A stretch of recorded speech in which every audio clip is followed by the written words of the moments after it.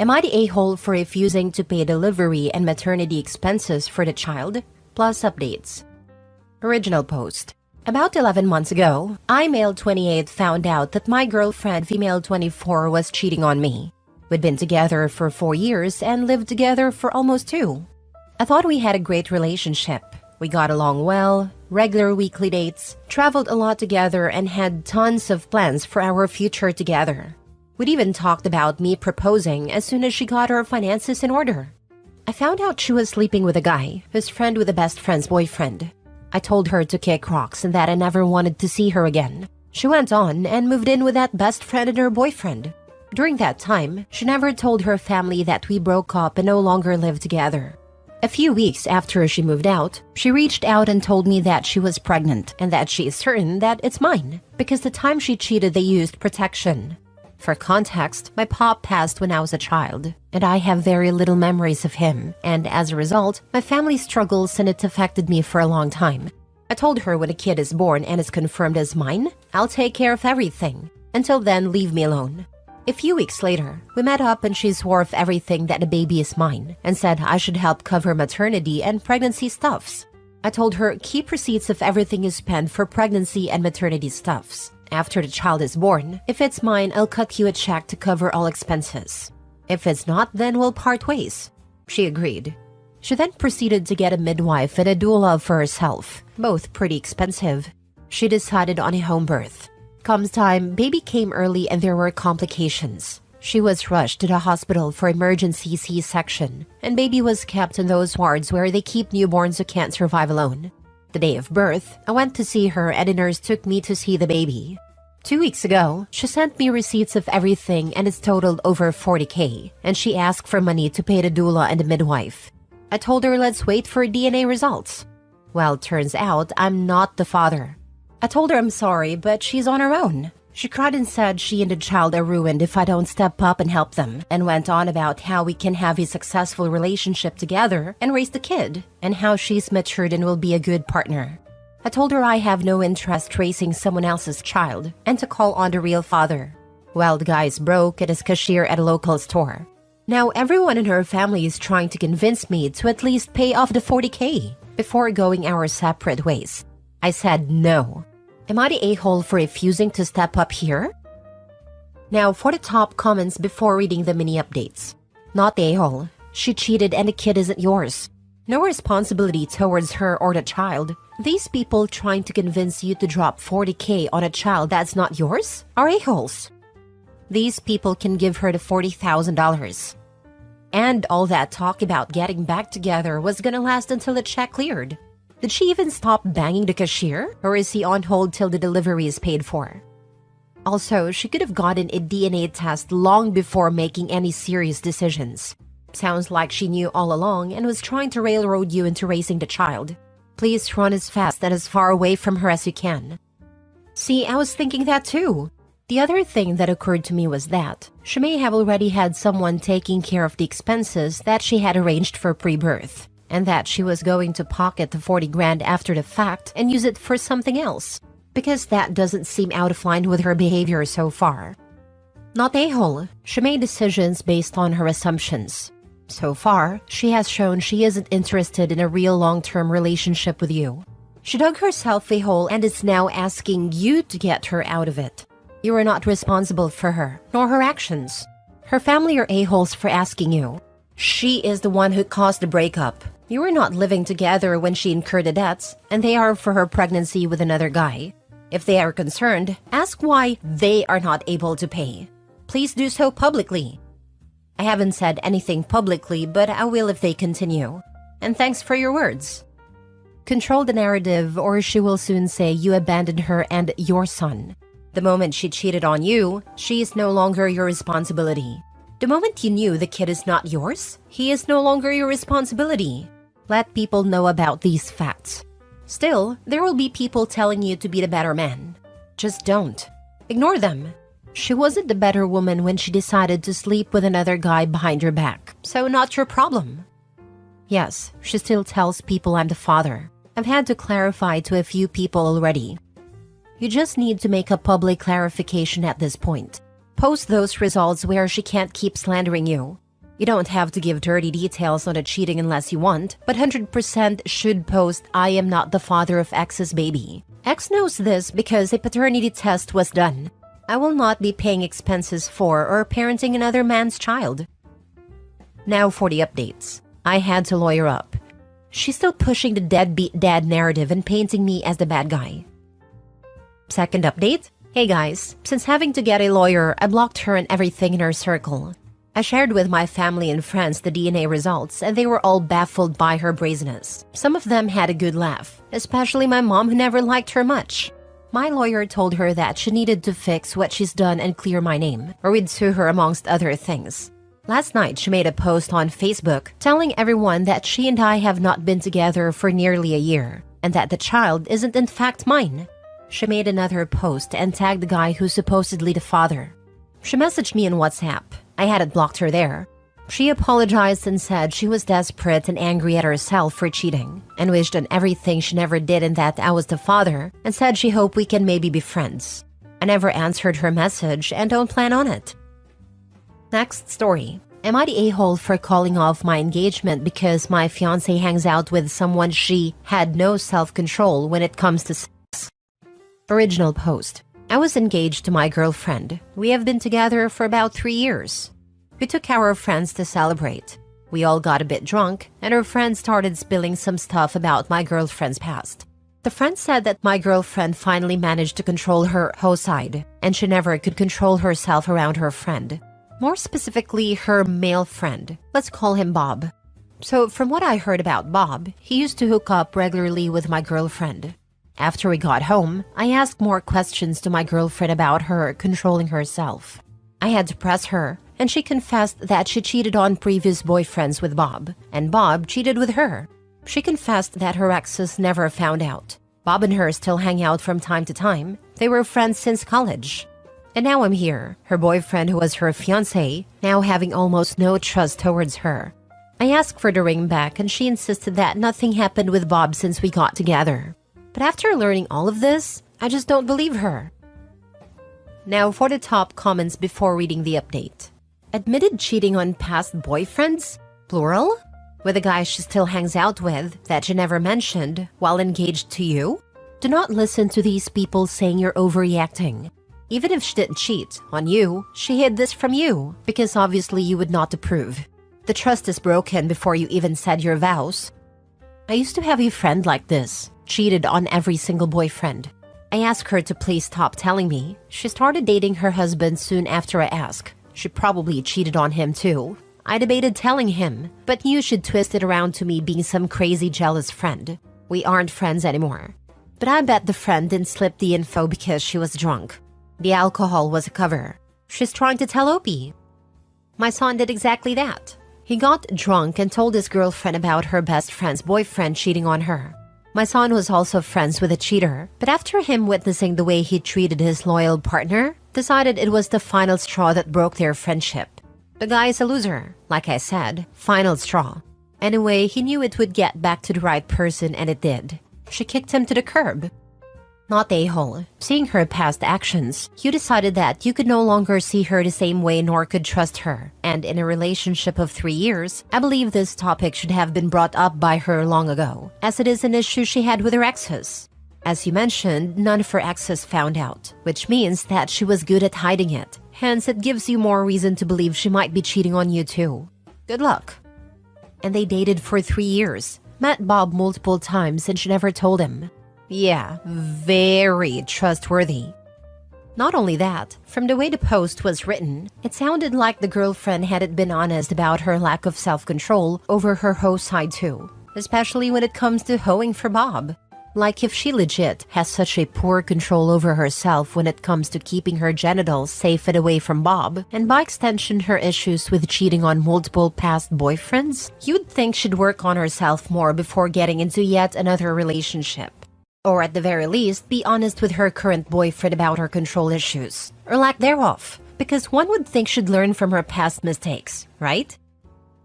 Now for the update. I broke up with her. I told her that I need to see her phone if she even wants me to consider staying with her. I dug through her texts and messages. I found out that she messaged Bob about missing him about a year ago. Bob asked to meet up after talking about all the sex they used to have, and my girlfriend only turned him down because I had moved in with her at that point. Her message was, "Wish I could, but hope he moved in. Let you know if I get a chance though. I'm done. I packed my stuff and I'm moving in with my parents." My girlfriend apologized for those messages and insists nothing actually happened. Yeah, sure, only 'cause he couldn't. Thanks for all the support, by the way. Also, I swear to God, some of you all could catch your significant other butt naked with another person, but as long as you didn't actually see them do it, you'd be all like, well, there's no evidence they actually did it, so they clearly didn't cheat. Finally, someone who isn't an idiot. Good on you for losing dead weight. Yes, he made a difficult decision, but it sounds like it was the right one for him. He deserves to be with someone who is fully committed to him and respects their relationship. My girlfriend apologized for those messages and insists nothing actually happened. This is hilarious. Like if a dude went to a bar and tried to hook up with random women, but they all turned him down and he tells his girlfriend, "But I never cheated." Your ex is dumb as a rock. If nothing else, that's a good reason to leave. I don't think she's dumb. I think she was just desperate at that point. I guess she was so used to getting away with cheating that she never actually thought of what to do if she actually got caught. I'm sorry, OP. However, I'm glad you found out before you got married. And even though nothing happened, the intention was there. If she had replied differently, that she no longer wanted that life, and to cut Bob out of her life as she was in a happy relationship with you, it would be a start, but she didn't. Has your ex tried reaching out to you? Even though she doesn't end up with you, I hope she can learn from this and not carry on her cheating ways. Don't know. I've blocked her on everything that I could think of. Frankly, I don't want to talk to her again. I'm sad to say, but part of me wants to talk to her. Part of me thinks that maybe I misread something. Honestly, reading the comments here is helping me push these feelings away. That's normal. You loved her. You're going to mourn the loss of the relationship, even if it was justified. I'm sorry you're going through this. Trust me when I say there are better women out there for you. The situation isn't a reflection on you. It's a reflection of her as a person. Not the a-hole. You dodged a bullet. Cheating is about integrity and honesty. If your girlfriend had been pretty young and cheated on a past boyfriend once with Bob and then matured and learned better, that might be one thing. But she did it repeatedly with different boyfriends over a pretty long period of time. She showed her character. The fact that she was catchy texting Bob was just icing on a bad character cake. I'm happy we won't be reading another AITA post from you 2 years from now, talking about your now wife giving birth and a blood test making it clear you could not be the father and you asking what you do now. Last story. Am I the a-hole for calling out my girlfriend when she said she doesn't need no man on a social media post? I'm going to start this off by saying that I, 32 male, sincerely believe my girlfriend, 30 female, is a hardworking and intelligent woman who absolutely deserves the success she has achieved in her life. We have been together for 6 years. When I first met her, she wasn't struggling or anything like that, but she was working in a job that she hated. Around the time I met her, she wanted to go back to school to get her master's degree, but was struggling with a decision because she was worried about taking on more student debt. To keep a long story short, once our relationship got serious enough, I offered to move her in with me at no cost to her until she was able to complete her master's degree and land a job. We were able to make it work, and she landed what she considers a dream job shortly after graduating. That was about a year ago. A couple of days ago, she decided to make a long-winded social media post about how proud she is of herself for how far she's come so far in life. For the most part, it was just harmless fluff. But one part of her post that rubbed me the wrong way was where she threw in a few sentences of how she was a self-made woman who, despite all struggles, managed to provide everything for herself, and that she's proud that she doesn't need to rely on a man. Not only were these statements factually incorrect, it felt like a slap in the face that she wanted to speak about her life without acknowledging me or my contributions to her life at all. While she studied to improve her life, I provided her with a place to live and food on the table so she wouldn't have to worry about it. Although she did work as a teaching assistant while studying, I encouraged her to use it as her fun money and for additional expenses. Although my expenses didn't increase dramatically by moving her in, we didn't move somewhere bigger/more expensive. I still made sacrifices on my end so that she could put herself through school as comfortably as possible. I commented directly on a post. Did you forget about the boyfriend who paid the bills while you did your master's degree? Am I chopped liver? As expected, I got absolutely slammed with replies and DMs, calling me every insult in the book. She herself was livid at the comment and called me an a-hole, among other things, for posting it, telling me that it was completely unnecessary and demanded an apology. I refused to apologize, but told her that I would retract the comment if she edited her post to at least get rid of the "I don't need no man" stuff that I felt was unnecessary. After arguing a bit back and forth, she packed a bag and went to stay with a friend because she needs some space. I'm conflicted about what to think about this situation myself. I know this is just social media, and I admit that I did write that comment as a knee-jerk reaction. But I'm also bothered that she decided to react this way instead of having a mature conversation about this. So, am I the a-hole? Her lie was called out, so she's embarrassed. You're still not the a-hole. I really don't get the people sending him angry messages. What can they possibly say? I mean, she got caught lying. What are they blasting him for? Not the a-hole, but if you stick to your guns here, she may leave. Since she said she don't need a man. As long as you are good with that, then keep to the truth. She got what she needed. Now she will move on. She's going to paint you as abusive or controlling, and she's a strong, independent woman who moved on from a toxic relationship. She got what she needed. Don't wait for her to dump you so she can feel empowered. Just end the relationship. Don't make it ugly. Don't accuse or fight her. If you must say your piece, just say you don't feel appreciated and don't trust her as an equal partner. That you both deserve the right partner and you wish her well. No fight, no scene. And if she later realizes she made a mistake, do not take her back. That's a big if. But if she does, let her learn the lesson for the next partner. And hopefully you've learned something valuable from this too. To be with someone who shares your values and sees relationships as us versus the problem. Yep, he should just change those locks and move on. Lol, that would be such a mic drop. When she tries to come home and her key doesn't work, just remind her that she is self-made and doesn't need a man. What she did really rubs me the wrong way, especially doubling down on her BS. Am I wrong for canceling our wedding? Original post. We have been engaged for 3 years. My fiancé went on a trip of a lifetime, 6 weeks in Europe. She decided that we would take a break in our relationship, allowing me no input in the decision. I called her the day she left and had me blocked, so I canceled our marriage and her moving in with me in March. She called me today to inform me of her arrival time on Thursday morning, to which I answered, what does that have to do with me, and have since blocked her. Edit, I should explain better. I was fine with her trip with her old college sisters. In fact, I dropped her at the airport and took her to boarding. That is when she dropped the whole break thing on me. Didn't explain it, just told me matter of fact and left. I called her the rest of the day and tried to call her when I was able to the rest of the week. After 5 days of ignoring me, I had enough. That the wedding was off. She can move in with someone else because it's not going to be me. Now for the top comments before reading the updates. Cancelled wedding fees are much cheaper than a divorce lawyer and court costs. Can confirm. Spent 10 years and half my stuff to find this out.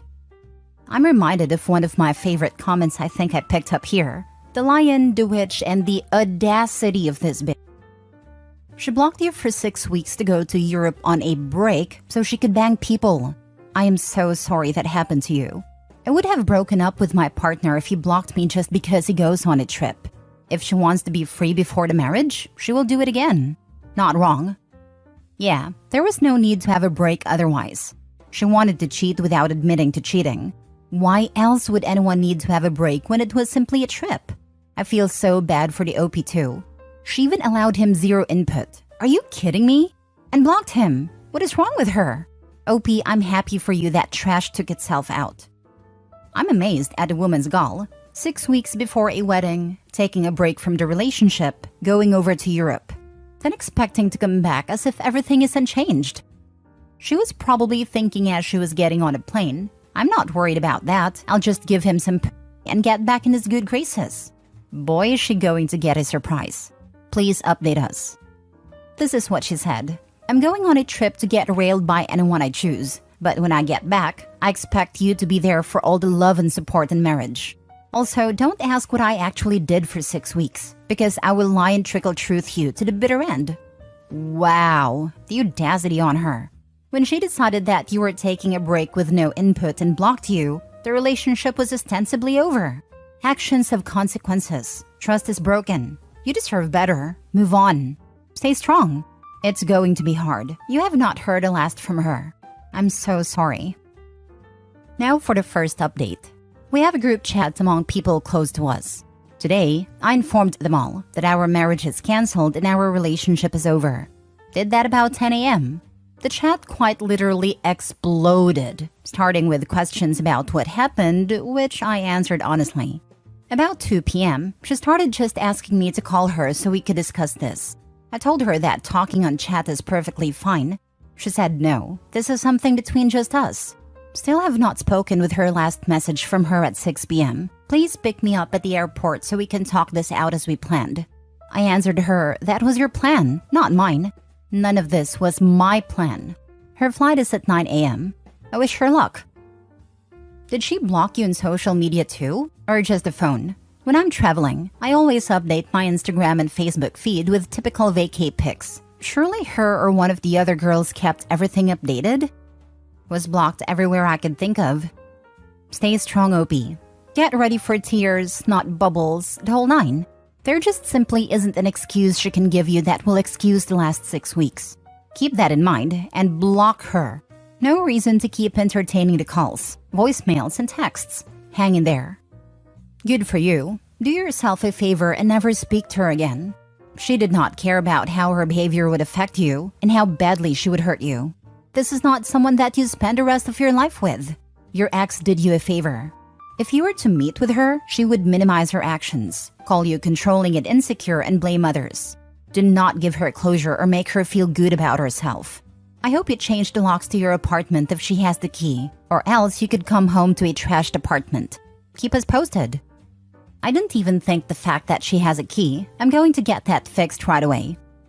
Very important to change the lock. Many an angry ex has trashed an apartment in retribution. In addition, you do not want to come home to her waiting for you inside and making a scene. I feel sorry that you're going through this, but best to find out now the type of person your ex really is. Keep us updated. Second update. First off, I got my ring back and it's safe with my mom. Secondly, I would like to thank everyone for keeping me grounded while I was doubting myself. I'm not sure who said it, but someone said that I shouldn't bother with what she did on her trip and focus on her breaking up with me at the airport, which I did and was not what she prepared to argue about. So now she knows how it feels to be blindsided also. Seems her college sisters told her I would be insecure and fight about something I couldn't hope to prove.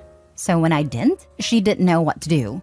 At one point, she excused herself to go to the restroom and didn't come back for 20 minutes. Seems the brain trust was at a loss too. So do you vacation any ideas? Edit. She confirmed that she ghosted me. Since she apologized for it in our group chat last night, she is spinning that she was getting nervous about the wedding and wanted some time off to think. She keeps apologizing, but not what she is apologizing for. She can't even defend herself without making it worse, which would be funny if it wasn't me on the receiving end of this crap.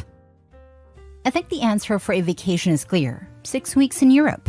I can imagine her family's fuming, not just at the behavior, but also at all the money she just cost them and canceled wedding plans. You're an absolute genius. I'm looking up some right now. Take a cheap, relaxing week or two getaway. I'd suggest a beach somewhere. Then keep the rest of the money you saved up and buy that house anyway. Don't blow through it all trying to get over her, when you clearly meant so little to her that she couldn't be bothered to communicate with you once in 6 weeks. And when you buy that house, be sure to post the pictures online. Post about taking that next big step in your life and leaving everything else in the rear view mirror where it belongs. Amazing. Her only discussion point was gaslighting. I doubt this is over yet, but it doesn't matter. I'm going on vacation.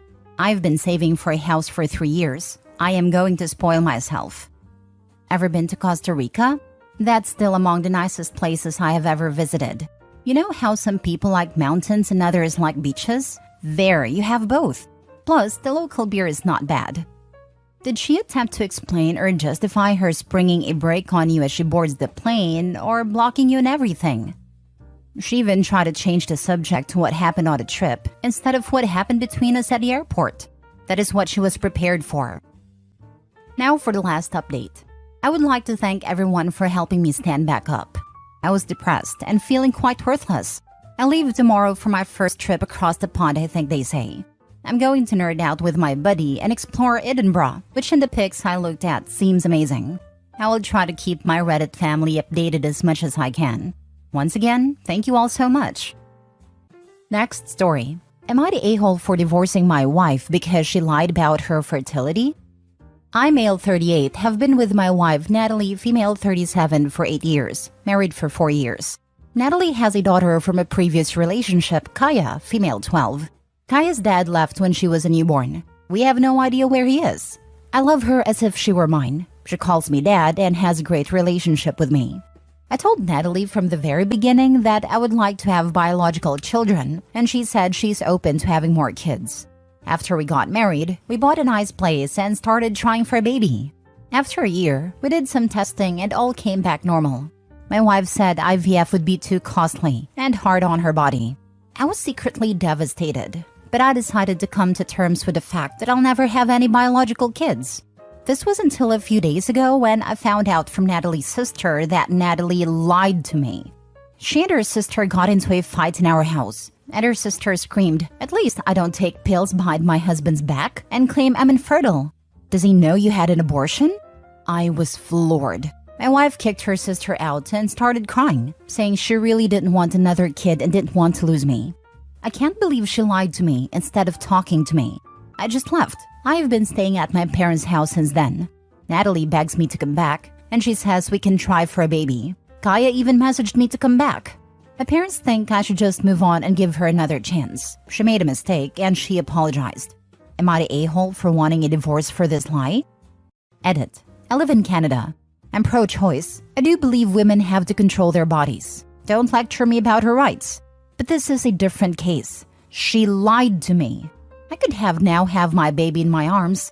I had no idea she's against having more babies until a few days ago. Abortion happened 1.5 years after our wedding. Yes, my baby.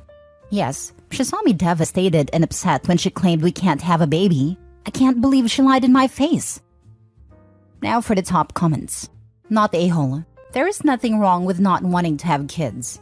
There is nothing wrong with not wanting to have more kids. There is nothing wrong with changing your mind about wanting or not wanting kids. This is not about any of that. This is about the fact your partner chose over and over again to lie to you, to allow you to dream about a future she knew you won't have with her. She lied, betrayed, and misled you for years. Even if she did a 180 and honestly wanted kids now, is this really someone you would want to stay with, to co-parent with, to be the mother of your child? Thank you. This is the answer. OP, not the a-hole. If you feel deeply betrayed and you want to work on your relationship, fine. But if it's just too much, you're perfectly in the right to move on. This was a huge betrayal. OP, this isn't a little lie. It is a huge betrayal. I wouldn't forgive her. This is worse than cheating on you. She stole your chance of being a biological father when she knew this is what was important to you. That you weren't even included in the discussion about her feelings of an unwanted pregnancy. She just wanted to keep this secret forever. Glad her sister has integrity. Your wife's the a-hole. Worse than an a-hole. Unforgivable. Move on. I wouldn't say the sister has integrity, since she only told him as a gotcha to her sister. She didn't care about OP knowing and having agency over his life. She was angry and wanted to hurt her sister. Sister knew she had a kill shot and didn't care if the bullet had to pierce OP to get to her target.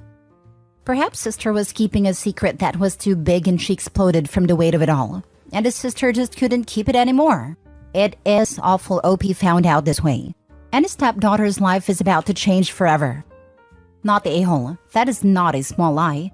I generally support women's right to choose, but lying is not a right. She terminated your wanted child without discussing it with you? That's a pretty high level of betrayal. She told her sister, but not you? How many people knew? How many people kept the truth from you and for how long? I'm sorry, Opie. I'm with this guy. I'm all for lying. Everyone lies. It happens. But this isn't a "I didn't do the laundry and said I did" kind of lie. She denied you the possibility of choosing, went and had an abortion, probably the reason why the sister knows, and came back, looked you in the eyes and said, "Yes, everything's fine. Want more chicken?" I'm with you, and that's coming from me who's a child-free person. This guy was upfront in wanting his own kids. She repeatedly misrepresented herself and then consciously lied every day that she popped those birth control pills. I understand not wanting more kids, but she should have been upfront with that. Instead, she robbed him of having his dream of his own biological children while she already had hers. She robbed him of almost 10 years that he could have used to find a partner to build a family with. She's nothing short of deplorable and incredibly selfish. How can she even say she loves him if this was the false life she was leading? Glad her sister outed her. Hopefully he can find someone. It just sucks that he'll be that much older and starting a family. Last story. Am I the a-hole for hitting on my girlfriend's friend after she insisted on not telling them I'm her boyfriend? My girlfriend and I have been official for a few weeks now. She hasn't introduced me to her friend group yet, which I didn't think much of at first. We were all set to hang out, but before that, my girlfriend said to me not to mention we were together. I asked why, and she said because she wasn't ready for it. For that night, I was okay with it. Afterwards, I told my girlfriend that I felt like crap, and that I wanted to be seen as her boyfriend. She said not to worry and that she will be ready soon. But the second time, she asked me not to mention it again. I was annoyed, but I agreed not to say anything. During that second time, I overheard one of her friends ask her if there was anything going on between us, and she said that I was just a friend. I was hurt, to be honest. I knew what I agreed to, but hurt to hear her say it. Later that night, one of her friends approached me and started hitting on me and asked me if I was into my girlfriend. I lied and said we were just friends. We spent the next 2 hours talking and lightly flirting. I didn't kiss her or anything like that, but did playfully shove her. I wasn't planning some revenge on my girlfriend or anything, but it felt nice to have someone flirt with me. My girlfriend was mad. She said that I crossed a line with her friend. I told her we were just having fun and nothing happened. We got into a fight, and I'm feeling confused now if I should apologize or not. Bro, go for the girl who will flirt with you in public. That means she'll hold your hand in public, kiss you in public, be with you in public, treat you like you deserve to be treated. Leave the girl who thinks that you are somebody to stay in the closet. Respect yourself. Also, this will probably be enjoyed on oh no consequences because she's the a-hole. Sounds like she's stashing you. One such challenge is the insidious practice of stashing, where a partner deliberately keeps their relationship hidden from their social circle and family. While this behavior may seem harmless at first, it can be a major red flag indicating deeper issues within the relationship. Cut or lose. Odd behavior to say the least. This happened to me. Someone who hides you doesn't deserve you. First 2 years of my marriage. Getting divorced, but took me 17 years to get it. I can think of a few reasons why your girlfriend would hide a relationship. None of them are good for you. 1, she's embarrassed of you. 2, she's not serious about the relationship.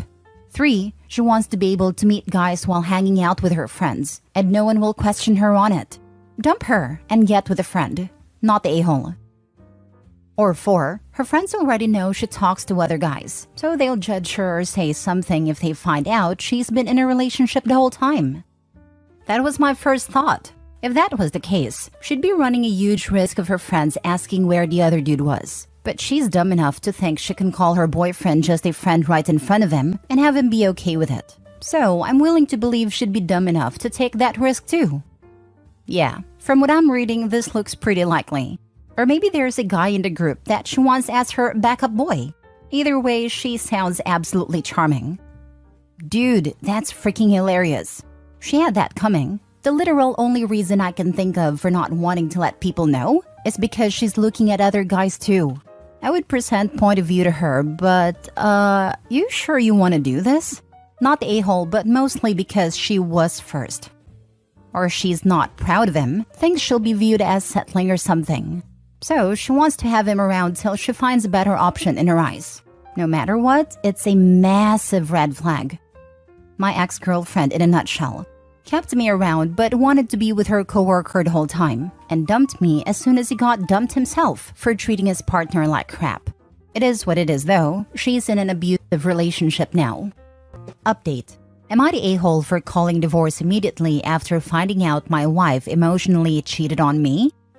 Original post. I found out my wife was cheating on me emotionally last week. I found it through a notification when she was in the shower. We are both 33 and married for 6 years. In my eyes, everything was good. Funny how one can hide their betrayal without other party noticing. I confronted her right away and told her to open the phone to show me the messages. She refused first, but gave up after I told we are getting a divorce. The texts were not that old, and there were not many. It was obvious most of the texts were deleted. I asked her questions about the affair. Why, who, where, how. I will not go into details as I want to stay anonymous, but I was trickle-truthed in the end. She got caught and trickle-truthed me. I do not believe her in what she said about the extent they went. At the beginning of our relationship, I made it very clear that cheating in any form is a relationship ender. I told her to get a lawyer because we are getting divorced. She asked for marriage counseling, promised to change, and even make her life completely dependent on me, leave the job, not leave the house, and give me all of her digital devices. I told her where marriage counseling would help was before she decided to have an affair. We could go to marriage counseling and solve the problem there by talking whichever problem she had. Instead, she went on to have an emotional affair and made sure to actively hide things from me by deleting texts and trickle-truthing. I reminded her my boundaries and what I told her about them in the beginning of the relationship. I will hand the divorce papers to her this month, and she is telling me to reconsider. Am I the a-hole in this situation? Now for the top comments before reading the update. Not the a-hole. You clearly stated a boundary and what the consequences would be. Now she's shocked that you actually meant what you said. Divorce her and get her out of your house.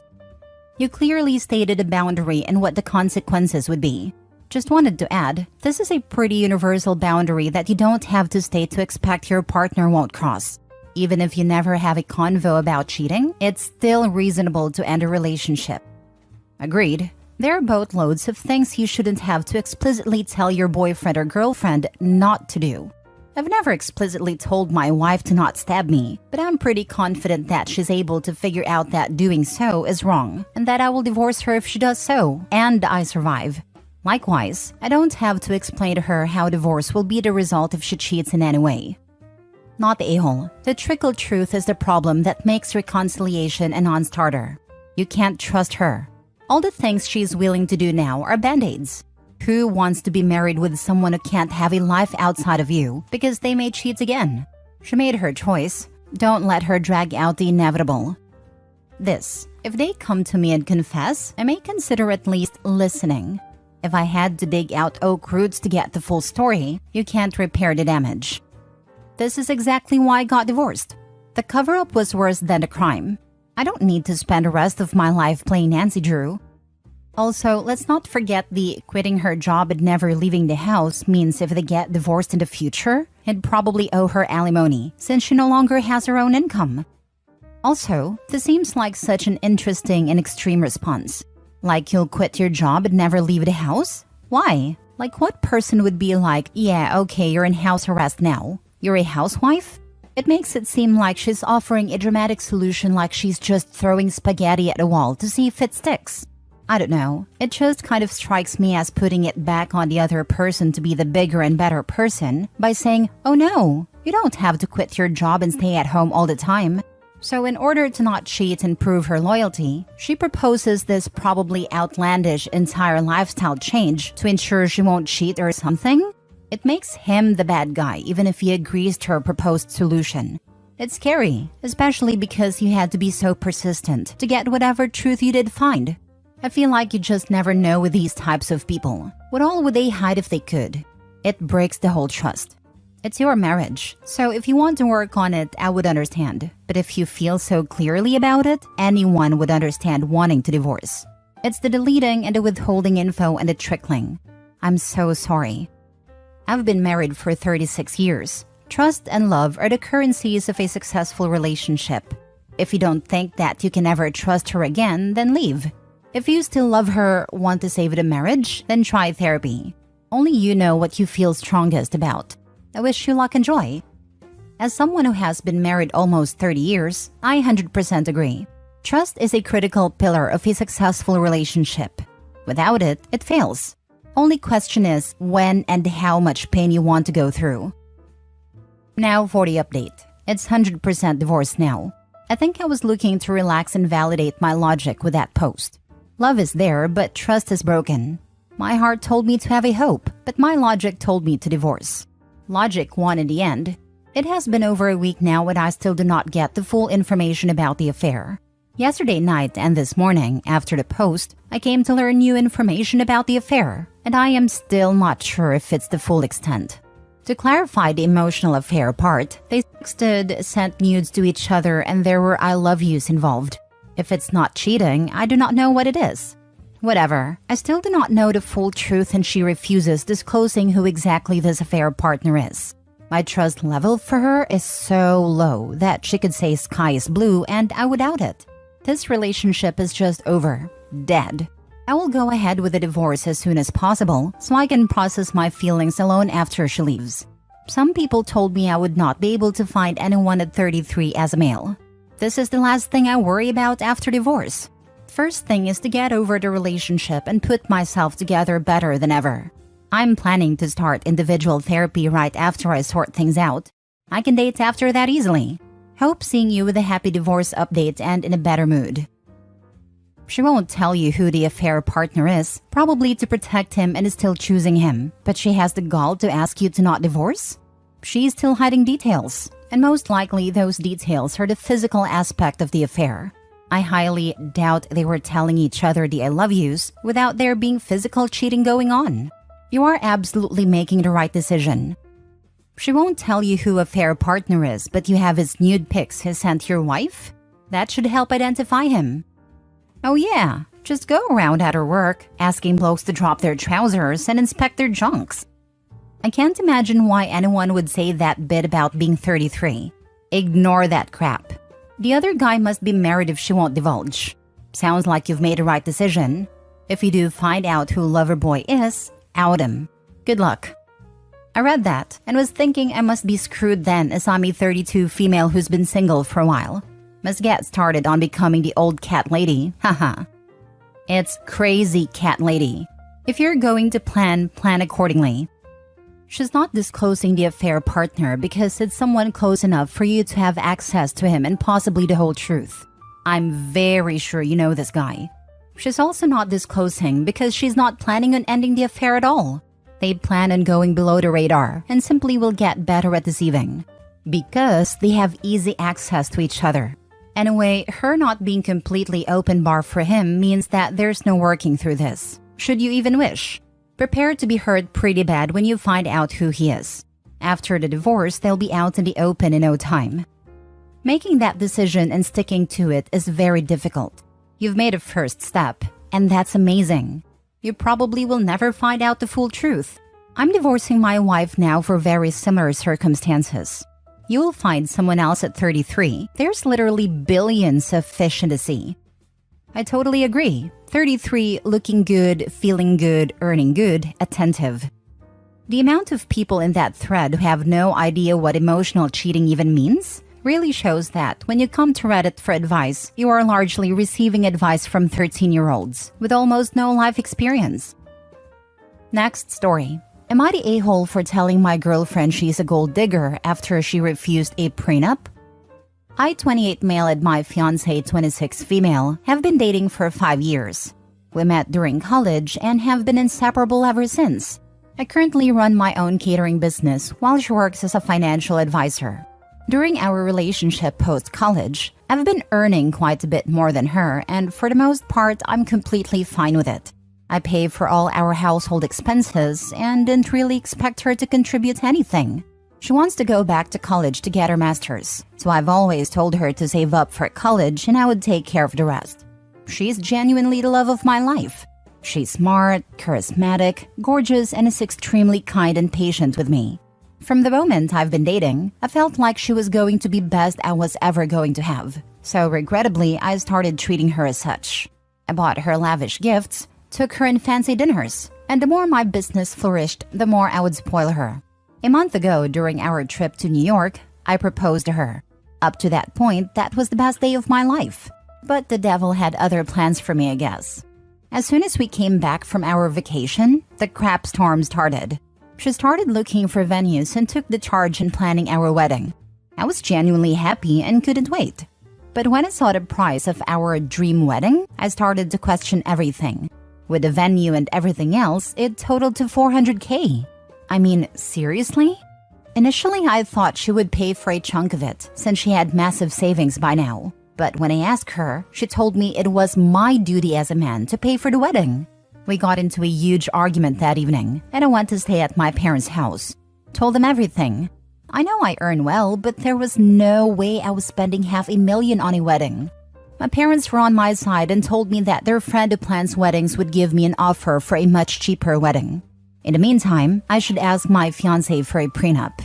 They told me they always had suspicions of her being with me because of money. They never told me since, in their words, their precious boy was so happy, and it wasn't their place to tell me how to spend my money. I called her that same evening and told her that I was getting someone else to plan our wedding. She initially seemed hesitant, but later relented and agreed, and then apologized for planning such an outlandish wedding. I went home the next day and dropped the second bomb on her. I wanted a prenup. At this, she wasn't so easily defeated. She went into a full-on mental breakdown, calling me emotionally abusive and a manipulative a-hole. I clearly told her that I have been paying for everything, and as a result, she has a lot of savings. I told her that her refusing was a deal breaker for me. I told her that I was blindsided by her behavior all these years, because I genuinely loved her to death. She then told me that I earned much more than her, and it was unfair for me to deny her any part of it as my wife. I just called her gold digger and to GTF of my house. She's currently staying at her parents'.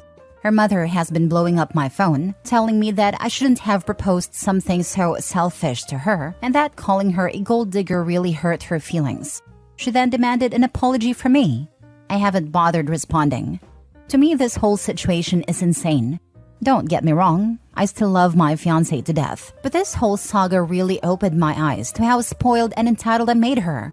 I feel like I enabled her behavior, and maybe I was wrong for blindsiding her with everything. Don't get me wrong, I'm still asking for a prenup, but I feel like I should apologize for dumping everything on her at once. Should I apologize? Am I the a-hole here? Edit. I never expected such a massive response. Thank you so much.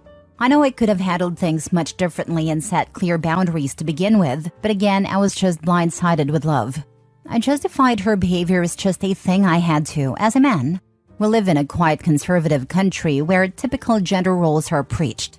And no, we don't live in the US, so please stop with the baby trap and child support comments. And to those confused about my company, I and my best friend started running ghost kitchens here in Europe across a few countries. When people ask what I do, I usually say catering since it's much easier to explain. I also want to apologize for my poor English. It's not my first language. Now for the top comments. My wife and I still lose sleep over paying off our $30,000 wedding. She's insane. I know someone else that did a $30K wedding. Took them years to pay it off. And what do you really get out of it? One night of food and drinks and photos that you look at once every 10 years. This is why I'm team backyard wedding. You can still have food and take pictures and have it be the greatest day of your life with all the people you love for like $500. To me, it's so stupid to spend money on a one-day event when that money would be much better spent on a down payment for a house or expenses for our future children. She has lots of savings, but won't pay for anything and wants you to stump up $500,000 because you're the man? If it looks like a duck and quacks like a duck, it's probably a duck. Anyone who says you need to obligate yourself to do this for me because of your gender is a roaring piece of turd. Not the a-hole, but I'm not sure there is a chance to recover from this. When people show who they really are, believe them. Last story. Am I the a-hole for laughing at my wife's friend's 30s female dating logic? I, 30s male, laughed at my wife's 30s female friend, 30s female. Long story short, my wife and her friend were talking about her friend's dating success. Overhearing her friend's logic, and I let out a chuckle. Her friend then wanted to know what I found so funny. I told her that she shouldn't be surprised that the men she rejects don't want to be friends. And that is people age. They have less time for just friends and want to find someone to settle down with. So she shouldn't take it personally. She then countered that if they, the man she rejected, really wanted to win her heart, they should stay friends and win it slowly over time. I told her that there's no man in their 30s that would want to play that game. And that like she didn't owe them a date, they didn't owe it to her to stay around. No matter how good a friendship was and how sad it made her. This must have struck a nerve as she called me an a-hole. So am I? Was my delivery of what I considered sounded basic logic just bad? Nope. They're being honest with their intentions. She isn't. Exactly. What woman in her right mind wants a man to play the "I'm going to pretend to be your friend but only for as long as it takes to try to win you over romantically" game? This lady is nuts. She wants to be manipulated about her romantic interests and intentions and have them pretend they want a no-benefits friendship when that's the last thing they want? WTF? Dudes reading this post, please don't think the average woman is into this. Being platonically led on only to discover sexless friendship wasn't a long-term plan/desire after all. And it was all a ruse to play the victim of being friend-zoned when it doesn't get you in her panties. We absolutely hate this nonsense. And like the guy I'm replying to said, it's manipulative. 100%. It's like that girl who did a TikTok once how she said to a dude she was dating, "I don't think this is going anywhere." He agreed, and they broke up. And she then filmed a video saying, "Why didn't he try? I can be manipulated into staying with you." And all that nonsense about fight for me when the relationship is going nowhere, etc. Be honest about your intentions from the start and avoid chaos. Not a-hole. It's hard making friends with people at all once you're over 30, let alone maintaining new friendships with people you've met for no more than a handful of hours. She has unrealistic expectations of how hard people are willing to try for a mere chance at a relationship sometime down the road. And it sounds like she's hard work and potentially playing games with them. We are also consistently telling men that maintaining a friendship with the sole hope of turning it romantic is also disrespectful. The man she wants to play her game is also more likely to be a creepy a-hole. She'll catch one of these guys eventually, and then constantly complain to her friend about how her boyfriend is a jerk. Am I the a-hole for not quitting my job over colleague's crush? I, 32 female, live with my partner, 44 male, and work in research. My primary colleague, 30 male, and I have worked together for about 2 years on a major project involving significant intellectual and labor contributions from us both. The project is expected to span at least another 2 years and is vital to both of our careers. Not long ago, my colleague confessed to me that he is, and has been, infatuated or in love with me for pretty much the duration. It took place via a long email that was written after an evening of drinking. This was totally unexpected, but in retrospect there may have been some signs, but nothing that wouldn't just as easily be accounted for by considerate personality. Shortly after this confession, I came to my husband with the issue. I want to get his advice about the situation, and showed him the drafts which I'd composed to organize my thoughts on the matter. They stated unequivocally that I'm not interested in a romantic relationship, and hope these feelings won't complicate our work together. I was again surprised at my husband's reaction. He seemed offended, to think I must have invited my colleague's affections, and that I should immediately quit my job, as in put in notice tomorrow. I was so taken aback that my immediate reaction was to laugh/snort at a suggestion, which was probably a mistake. That would be utterly disastrous for my career, and isn't an option I'm willing to consider. I greatly prefer the entire scenario had never happened, as a difficult and lengthy project hangs in the balance. But I have no real concern at this point about my colleague forcing the issue or letting it compromise our work. It seemed like an intoxicated getting my feelings off my chest. I'll need to put a lot of thought and caution into how I proceed with the work dynamic. But abandoning our project isn't even on the table. About a week has passed and my husband has been alternating between irate and a silent treatment, and suggested several times that I should move out of the house to be with my new spouse. Today I swung by the house on my lunch break, and found the locks changed and my luggage on the patio, and I have been blocked on his work number and cell.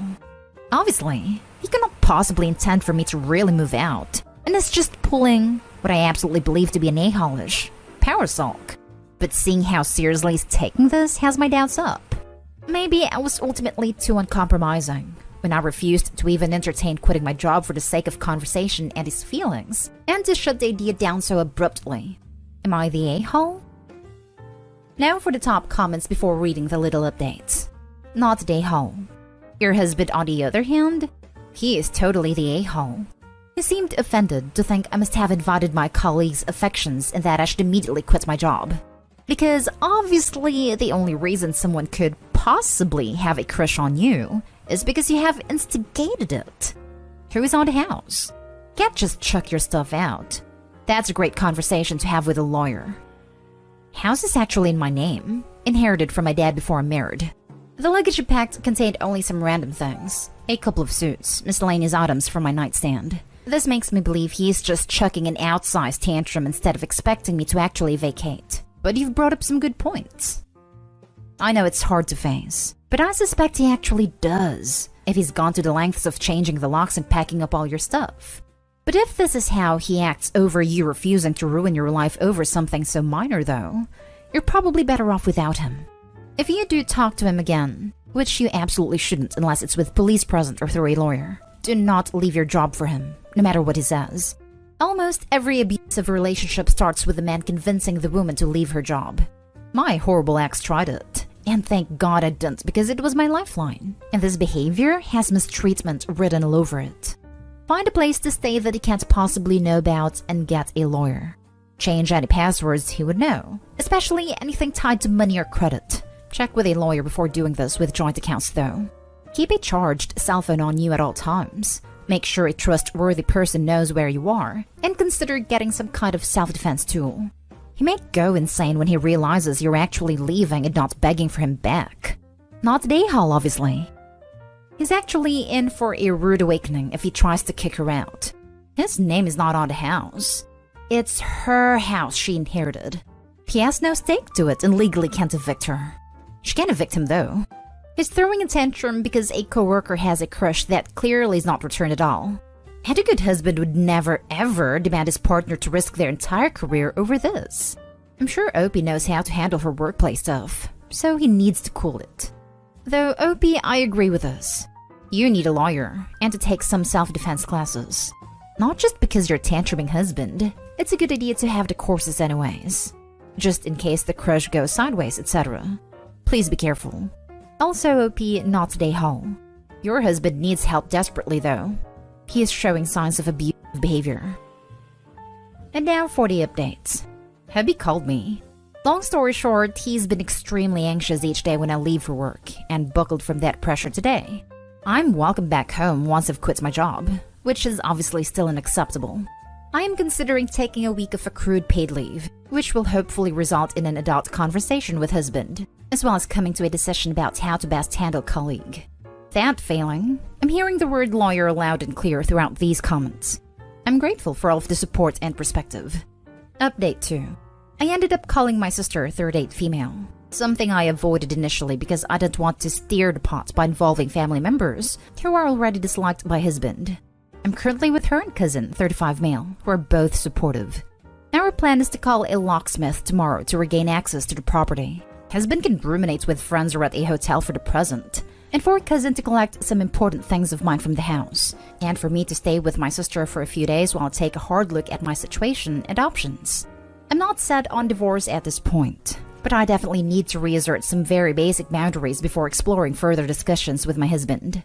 Thank you strangers on Reddit for helping me emerge from the emotional haze with some clarity.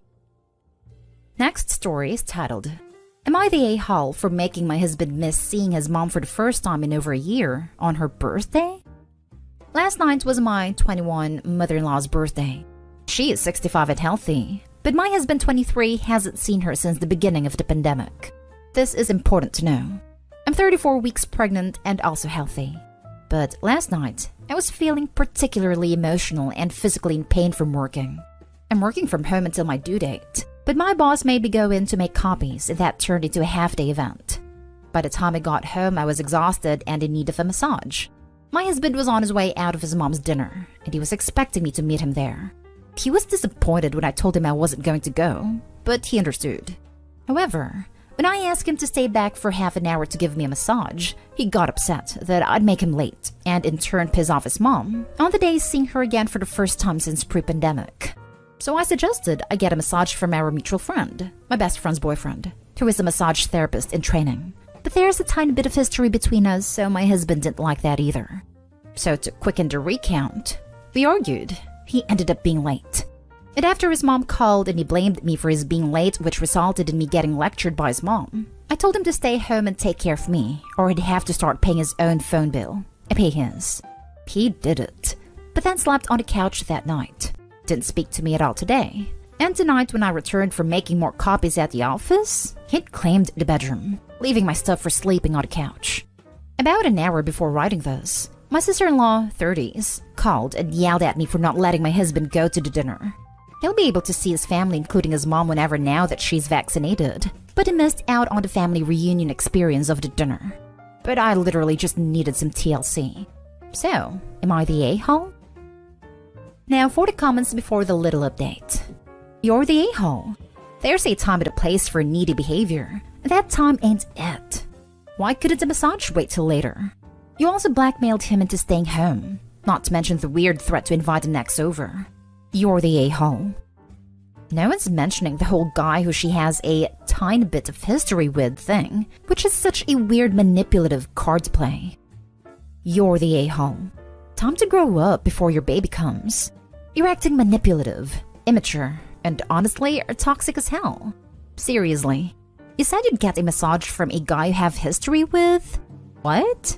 You made your husband stay home to take care of you and threatened to not do something for him if he didn't?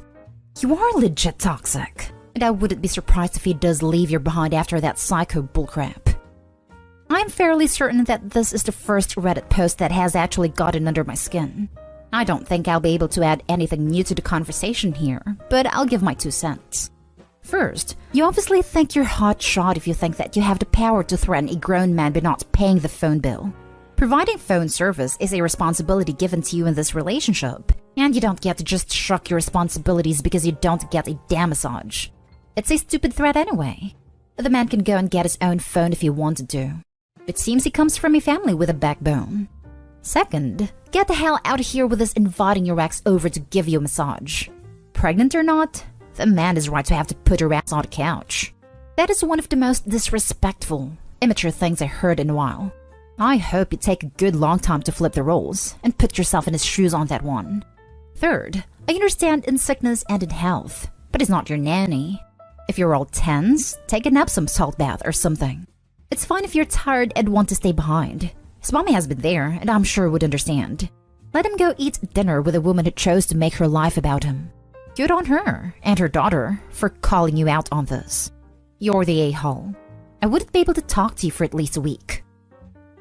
And now for the little update. Info. I don't know if it matters, but the history I'm referring to with my friend's boyfriend is a one-sided crush on his side. He confessed his like for me a couple years ago, and my husband hasn't gotten over it. So it's very obvious I'm the a-hole. I mentioned my friend's boyfriend because I'd mentioned the idea before during a regular conversation, and he didn't take a pause. This is a friend that's around often, so there's comfort between all of us. But I understand that it struck a nerve for him. I also understand that my being pregnant doesn't give me the right to manipulate or financially abuse him. I could have and should have waited. I just got off the phone with my mother-in-law and I apologized, which she accepted. My husband did tell her that I threatened his phone, but I told her. That earned me a lecture, but I took it. I also called my sister-in-law, but she didn't answer, so I left a voicemail asking her to call back. My husband left this morning to go pick up our crib from a friend, and he asked me not to come with him, even though I was supposed to. So when he gets back, I will apologize for my abusive behavior. I knew that was being harsh, but I thought it was warranted. And now I see that it was just abusive. I don't intend to be, as I really do love my husband. I'll do better. Someone in the comments suggested planning another dinner, so I'll talk to him about that too. Final edit. I'm seeing a lot of criticism towards my mother-in-law and sister-in-law for lecturing me.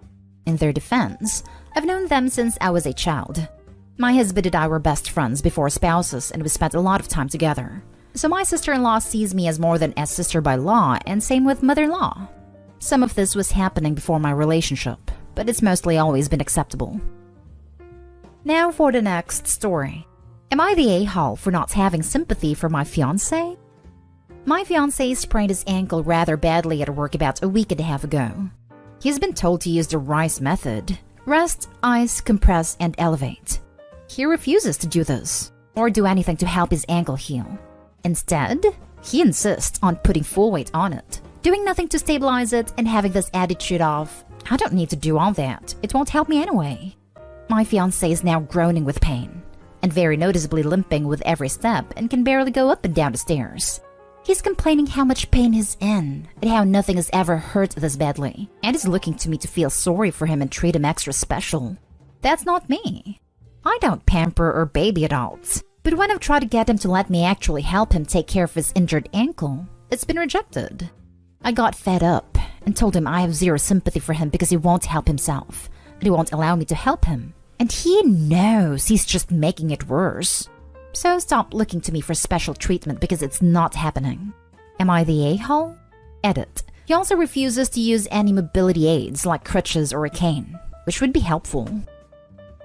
Now for the comments. Not the a-hole. He did this to himself. If he refuses treatment, he is going to have to suffer the consequences. My sympathies to you, OP, that you are dealing with such behavior. You're going to marry this dude? Should you have children, get excited for him to tell them to man up when they've got croup or rear infections. That following doctor's advice is for losers. Not the a-hole. Good luck to you though. Not the a-hole. And in a way, this is a gift to you because this is very useful information to have about his behavior before you're legally tied to each other. He sounds like one of those men that thinks acting strong beats any sickness, trying to be a hero in his head for powering through. Last story. Am I the a-hole for refusing to pay the internet bill because he went and blew a bunch of money? My fiancé is absolutely terrible with money when he gets depressed. He splurges whenever he hits a rough patch. He has never put us in the hole, but he still buys stupid stuffs and almost never gets used, or used once and tossed to the side. He also has a habit of buying drinks and snacks every time he goes to the store, even if he had just eaten. We have easily over $200 in gas station purchases a month. If he's not spending money, he's not happy, basically. We both work full-time at really good paying jobs. However, we have been saving for nearly a year and a half for a 20% down payment on a home loan. Despite us both putting money towards the savings in every paycheck, we don't have much. Maybe $2,500. Why? Because he is on a depressive spell. It has been for like 4 months. Therefore, he's only been putting like maybe $10 out of his paycheck into the savings to my $100 to $150. I don't use the internet. I don't watch TV. I don't play games. I don't use it for literally anything. Despite this, usually I'm the one who pays the bill. We split bills. It runs $90 a month for basic. 3 days ago, I come home to find a brand new toolbox and a bunch of tools. This man is not handy. I have never seen him even touch a hammer. This toolbox and tools run about $350. I was pissed. Didn't pay the internet, now it's turned off. When he asked why the internet was shut off, I made it quite clear that if he wasn't buying stupid stuffs that he will never use, then the internet would be on because we would have the money. I wasn't about to leave myself with $40 for the next week just to pay the bill because he decided to splurge. He tried arguing that those things are stuff that we should have in case of emergencies. I won't budge, and he doesn't have the money to pay the bill either. So now he can't play his video games to decompress. Am I the a-hole? Edited to add. He refuses therapy. He gets depressed easily once a year for months at a time. Not the a-hole, obviously. You have a much bigger problem than an unpaid internet bill. You don't say when your wedding is, but I promise you these problems will get worse after marriage. You say you split the bills, yet it seems you are picking up a huge amount of financial slack. He has serious emotional problems that he refuses to get help for. You weren't taking care of this man financially and emotionally. Please don't marry him before these issues are resolved. It is the refusal to seek treatment for the depressive episodes that is truly alarming. They are only going to get worse with age. Treatment should be a precondition for the relationship continuing. Not the a-hole. Don't marry someone who you don't trust to share financial responsibility with. I'm curious. How did he save up the money to buy you a ring to propose with? He was depressed at that point in his life. That was 2 years ago before we started saving for a home loan. It's a very simple ring. I think it only cost like $300. Update. Am I the a-hole for calling my coworker work sister after she called me work husband in front of everyone? Original post. I, 34 male, work in a small office and we have about 30 people working here. Mary, 35 female, is one of my coworkers. We have been working together for 6 years now. We have 6 people in our department, and we have to frequently travel across the state as our work involves overseeing government projects. Although my travel partner changes based on the project, Mary and I are generally put on similar projects and enjoy each other's company. My wife also likes Mary. Overall, we have a very healthy work relationship. On to the incident. Yesterday, we had a happy hour in our office, and we were all drinking after work hours and chatting. It was a group of around 10 people that stayed back. Mary was blabbering about how we both have been traveling together so much in the last year. She was roasting me for my habits while traveling, like always forgetting stuff in my hotel room, being sweaty and stinky when I join her for breakfast in mornings because I go to hotel gym. Everyone was laughing and she was making it sound how unbearable I was to tag along. All in good fun. I also told some funny and sweet stories about her and agreed with her saying that I can be difficult to be with sometimes. Mary came to me and hugged me tightly and told me that she loves me and I'm her work husband. It was all innocent on surface, but she might have been a bit drunk and just didn't let go for a tight hug. Also, I hate that phrase, as I do have a wife that I promise to be with forever and not just in non-working hours. After a few seconds, I started becoming uncomfortable and also saw a few people staring at us. So, to diffuse the situation, I took her hands off my shoulder and told her she was my work sister, and that is why I love to annoy her so much. That seemed to have upset Mary, and she left and went back to her desk and was sobbing silently. I tried to apologize to her, but she told me how embarrassing the whole situation was. She said that she just meant work husband in platonic way, but me calling her work sister made her sound like a creep in front of the whole office. She was also angry that I aggressively removed her hands from my shoulders while hugging. I tried to reason with her that I do not like the work husband phrase, and also people gave dirty looks when she said it. So, I was just trying to make sure people do not take her words in the wrong way. We talked for a few minutes afterwards and Mary calmed down. She hugged me again and left. I felt really guilty afterwards because I can see Mary's point. I made her sound like a creep by implying that she meant something inappropriate when she called me her work husband. However, I was a bit uncomfortable in that situation and just did not want people to call us that or assume something wrong. Am I the a-hole for calling Mary my work sister? I am sitting in my office writing this and a bit worried if I embarrass Mary in front of everyone. Now for the top comments before reading the updates. Not the a-hole, though you are being far too generous. The reason why she jumped straight to thinking you were calling her a creep because she knows what she was doing was inappropriate. Work husband is considered widely inappropriate now. She knows this. You responded correctly. You owe your actual wife loyalty. Mary needs to back off and act more of a professional. It sounds like Mary has built up your work relationship to be far too significant in her life and genuinely does have a crush on you. This is a danger zone, even though you are clearly not interested in betraying your wife. I would also speak to your line manager/HR about what happened, so if there is office gossip or future bad behavior from Mary, either more unwelcome hugs and implication of your relationship, or her being obstructive to your work after feeling rejected, then you already have the ball in your court. I'd also probably tell your wife about what happened and how you reacted, and that you have made a report about it. 100%. She knew what she was doing, and instead of apologizing, tried to make herself the victim by crying and making you feel bad and guilty about something she did.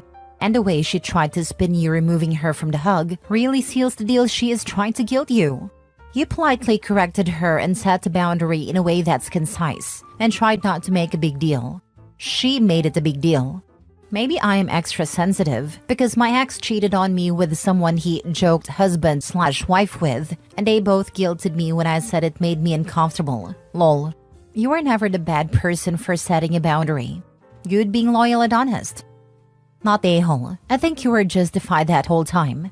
Unfortunately, alcohol can make things awkward for everyone, but you were made uncomfortable by the extended hug. So you removing her arms from you was understandable. The problem right now is that Mary is only considering her own feelings and not thinking at all how her actions made you feel. She did think that such a public display of affection might make a married man uncomfortable. She is only thinking that you made her look like a creep. And let's be honest, she did kind of look like someone hitting on a married man after drinking too much. Probably because she was, and she's hurt that her feelings aren't being reciprocated. OP needs to stay away.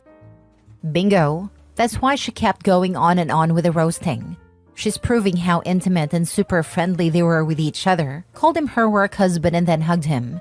I don't know, but in some people's unconscious mind, that is a way of laying claim to someone under the guise of a platonic relationship, but still leave doubt in everyone's mind. That's why she got so butthurt by him setting a boundary with her. If she's gonna call him her work husband and touch him publicly, then he should set the record straight just as publicly. Now for the first update. Thanks everyone for your comments and giving me confidence that I did not do anything wrong or inappropriate. As I was sitting in the office the next day, I knew things would be a bit awkward between Mary and me. Mary ignored me the whole morning.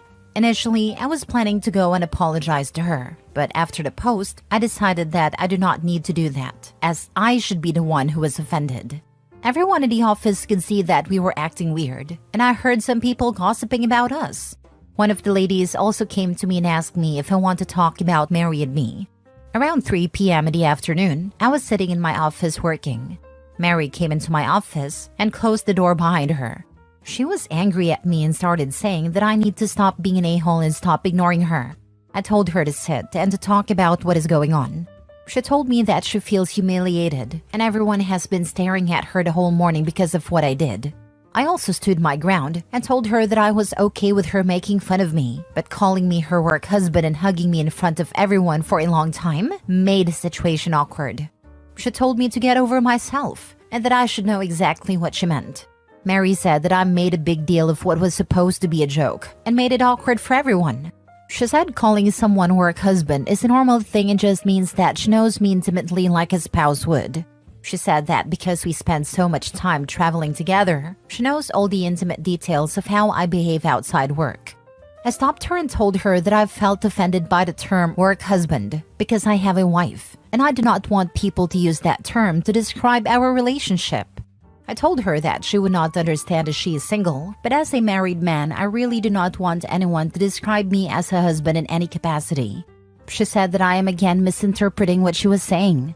She felt that as we have known each other more time than I have been married, she knows me more intimately than even my wife. I have no idea why she feels that way. And I also behave like her husband when we travel together.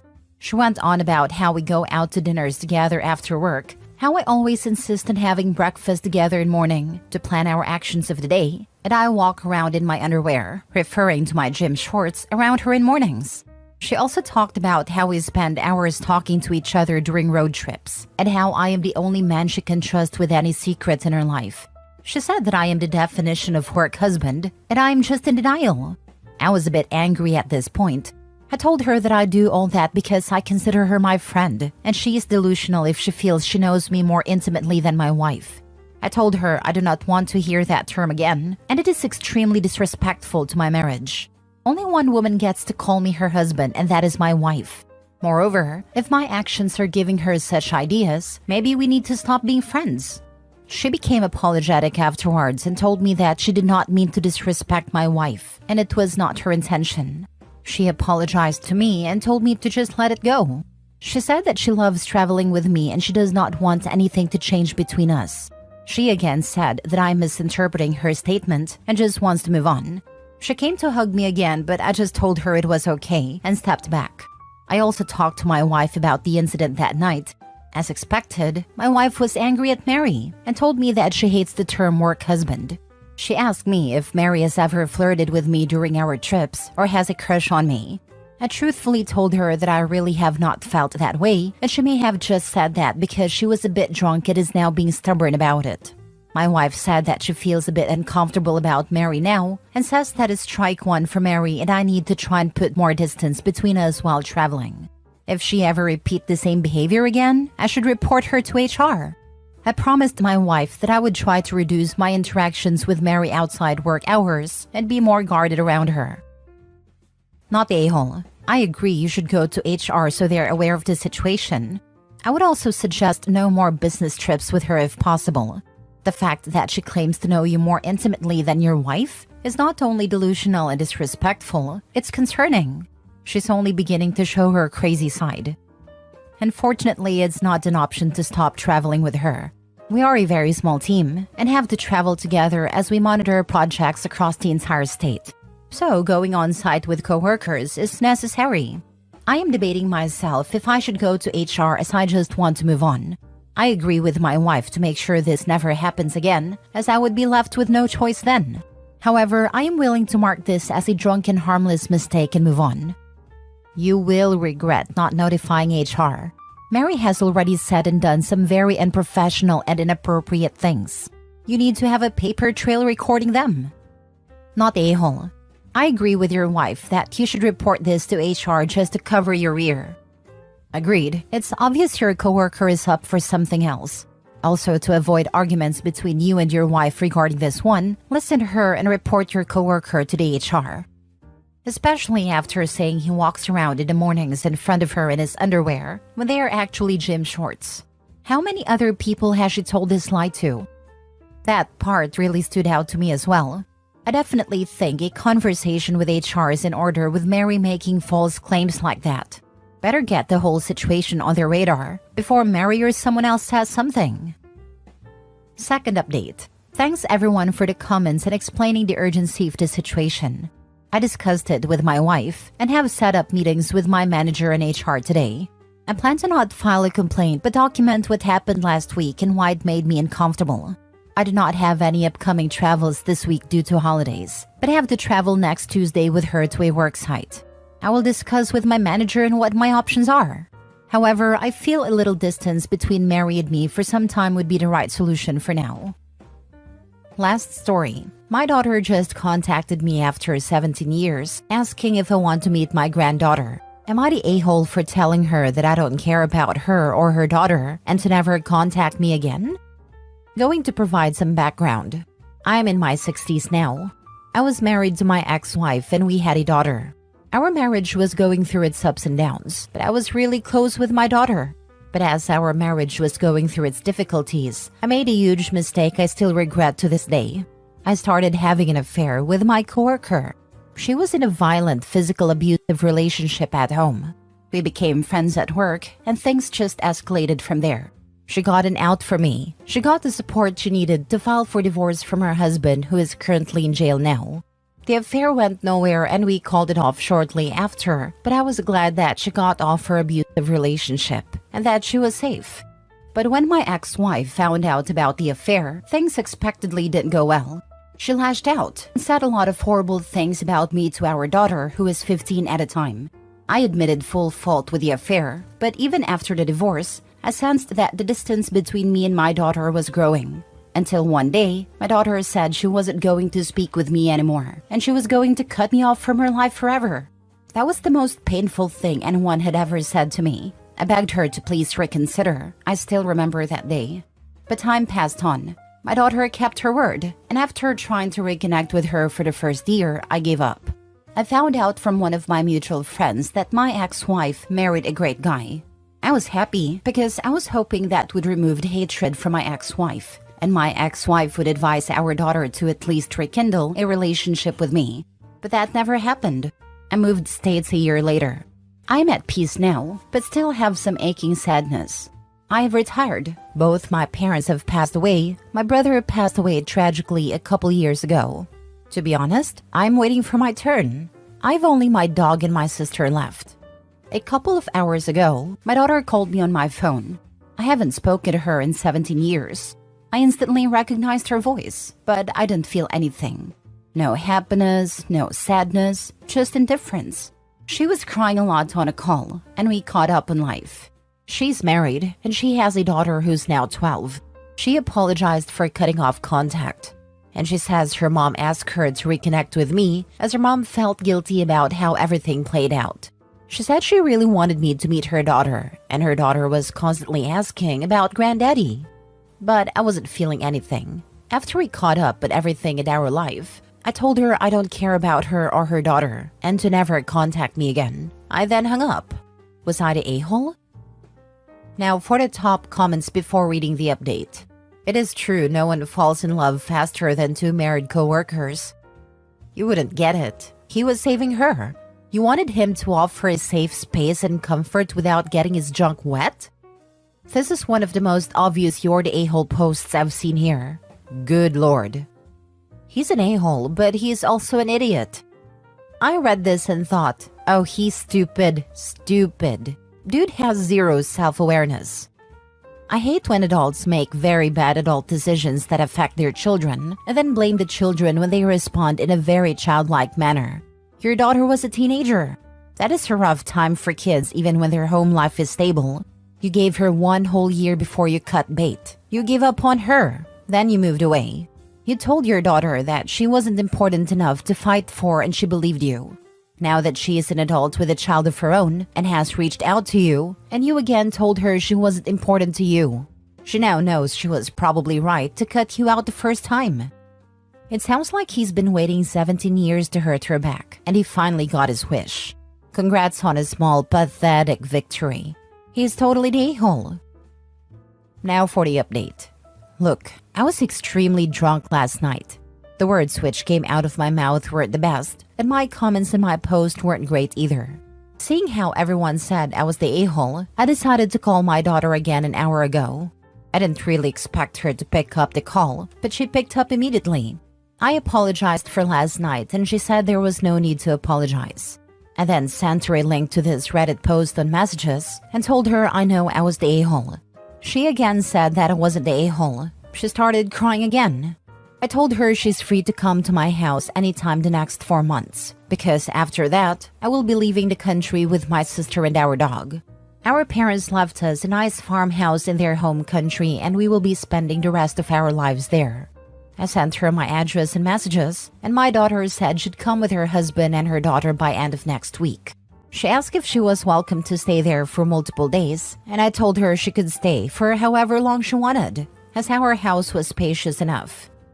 Am I the a-hole for kicking my sister out for how she reacted to my pregnancy announcement? Mom passed away 4 years ago and my sister and I received inheritance. All Mom owned was split between us equally except for her house. In her will, she wrote the house goes to whoever has kids in the future to help the grandchildren. Then mentioned that if me and my sister have kids, we'll split the house value in half. It was obvious my sister and her previously child-free husband wanted the house so bad because within weeks of the funeral, she announced she was pregnant, but couldn't keep it since she announced miscarriage days later. She didn't stop till she had a son over a year later. But then she kept getting involved in my marriage, advising me to reconsider because of my husband's condition that had us suffer from infertility. He was also in remission for his mental condition when he had an accident that impacted his jaw and left leg. Recovery has been long and draining. We got help from nobody, and the past years were awful. My sister kept referring to my mom's house as officially her son, since she has a kid and I don't/won't. Till my husband and I found out we are expecting recently. We invited family over to make the announcement, and when she heard, she was shocked. She asked if I was serious, then called me unbelievable to go as far as to lie just so I get to share her kid's house. I was speechless.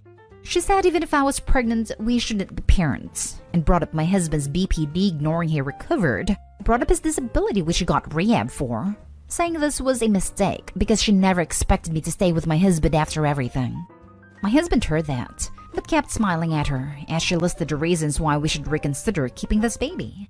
I argued that we decided it's none of her business, and then my husband got involved and sarcastically said, "Oh, Aunt Helen is just mad now that she'll have to share Mama's house. Just say it. It's written all over your face." This upset her a lot. It escalated and I told her brother-in-law to leave. My dad and aunt told me not to, but I still kicked her out. My aunt said my sister was surprised and under the impression me and my husband weren't going to work due to several reasons including infertility, so she was right to react this way. Adding shouldn't appreciate what my husband said. And the house is last of my sister's worries because she promised to look after me when my mom passed. They want me to apologize and resolve this. Am I the a-hole? Now for the top comments. NTA, NTA, NTA, NTA, NTA. Oh my god, what an absolute psychopath. Get a lawyer. Get a copy of that will and only communicate through that lawyer. She will make your life miserable no matter what happens from here on out. I would cut contact and let a legal team deal with any situation regarding the will in the house. Yeah, Opie, do this. Like now. I'm a lawyer. Get off Reddit and start looking people up. I just got some serious RAP nightmare flashbacks reading this post.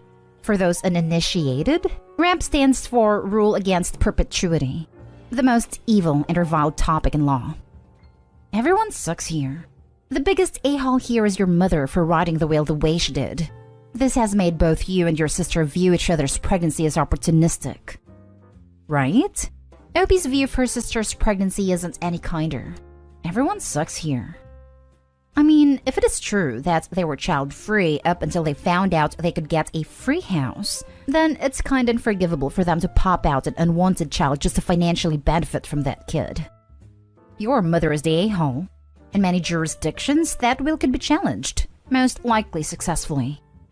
Thank you. Was just thinking the mom is the biggest a-hole for setting everyone up for fighting, and for making it so the conflict would happen after she was gone so she wouldn't have to deal with the aftermath.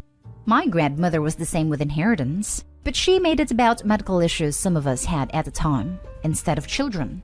You can't predict what's going to happen in the future, so wills like this are foolish. I feel the most sorry for the sister's kid who was literally conceived for the purpose of the child-free parents getting a bigger cut of the inheritance. I imagine their life won't be easy. Next story. Am I the a-hole for throwing my sister's passwords in her face when she asked for a favor after years of estrangement? I, 26 female, have a sister, 28 female. We haven't talked in 6 years. We were very close to not talking for like 4 years before that, and growing up we never had a good relationship. She was the person teachers loved, the smart kid in our family, the one who was naturally very gifted at academics. I was never. I struggled even with my best effort, and teachers hated me for it. When I would start out with a teacher, I was Kate's sister, and they had such high expectations for me, but soon learned I wasn't Kate, and some hated me for it. Some were just unable to understand that I was trying my best but wasn't smart. I never was smart like that. Our parents really wanted me to be more like Kate. They would praise the crap out of her and tell me to try harder, to stop making excuses for my D grades. Then I found out I was artistic when I was like 7, after a really awesome substitute teacher made a huge impact on me. Didn't really matter to my parents though. And a year later, my sister started to hate me because she felt I was ruining her reputation with the teachers. She told me our parents should drop me off at home for dumb and mentally impaired kids. Over the years, our parents really did encourage her to try and make me better, and would really encourage me to try and be more like her. Eventually, we just both hated each other to the point of no return. She told me I ruined her life, and made her life harder for her with my lack of a brain, and I should have been terminated. We were 15 and 17 when that happened. Anyway, we haven't talked in years, when suddenly she reaches out asking for a favor. That her future in-laws are close, that she needs me to show up and make it seem like we still talk so they don't judge her. I threw her words in her face about me being terminated, and told her I was too dumb to help her out. She told me I was petty and childish, and extended family sided with her on it. Because it's been so long, why would I do that sort of thing? Am I the a-hole? Not the a-hole. The only reason she re-established contact was to ask you to lie for her. Let her wallow in the consequences of her own choices. This in itself speaks volumes about the attitude the older sister and parents have towards Opie. It's like saying, I have no interest in having a good relationship with you, making amends for being an a-hole or any kind of effort in general. But I know this reflects badly on me, so you have an obligation to lie and make me look good in front of others. She just doesn't want her future husband and in-laws to find out how nasty and selfish she is before getting married. You're right. This is why my going rate for keeping up appearances for crap like this is $5,000 per day. Haven't had any takers, but people no longer bother me for this type of thing. It works for me. Not a a-hole. 1. She doesn't want to actually fix anything. She just wants to use you to lie to her in-laws. 2. You have no obligation to do anything for someone you've not spoken to for that long. 3. What your sister said was, in my opinion, unforgivable.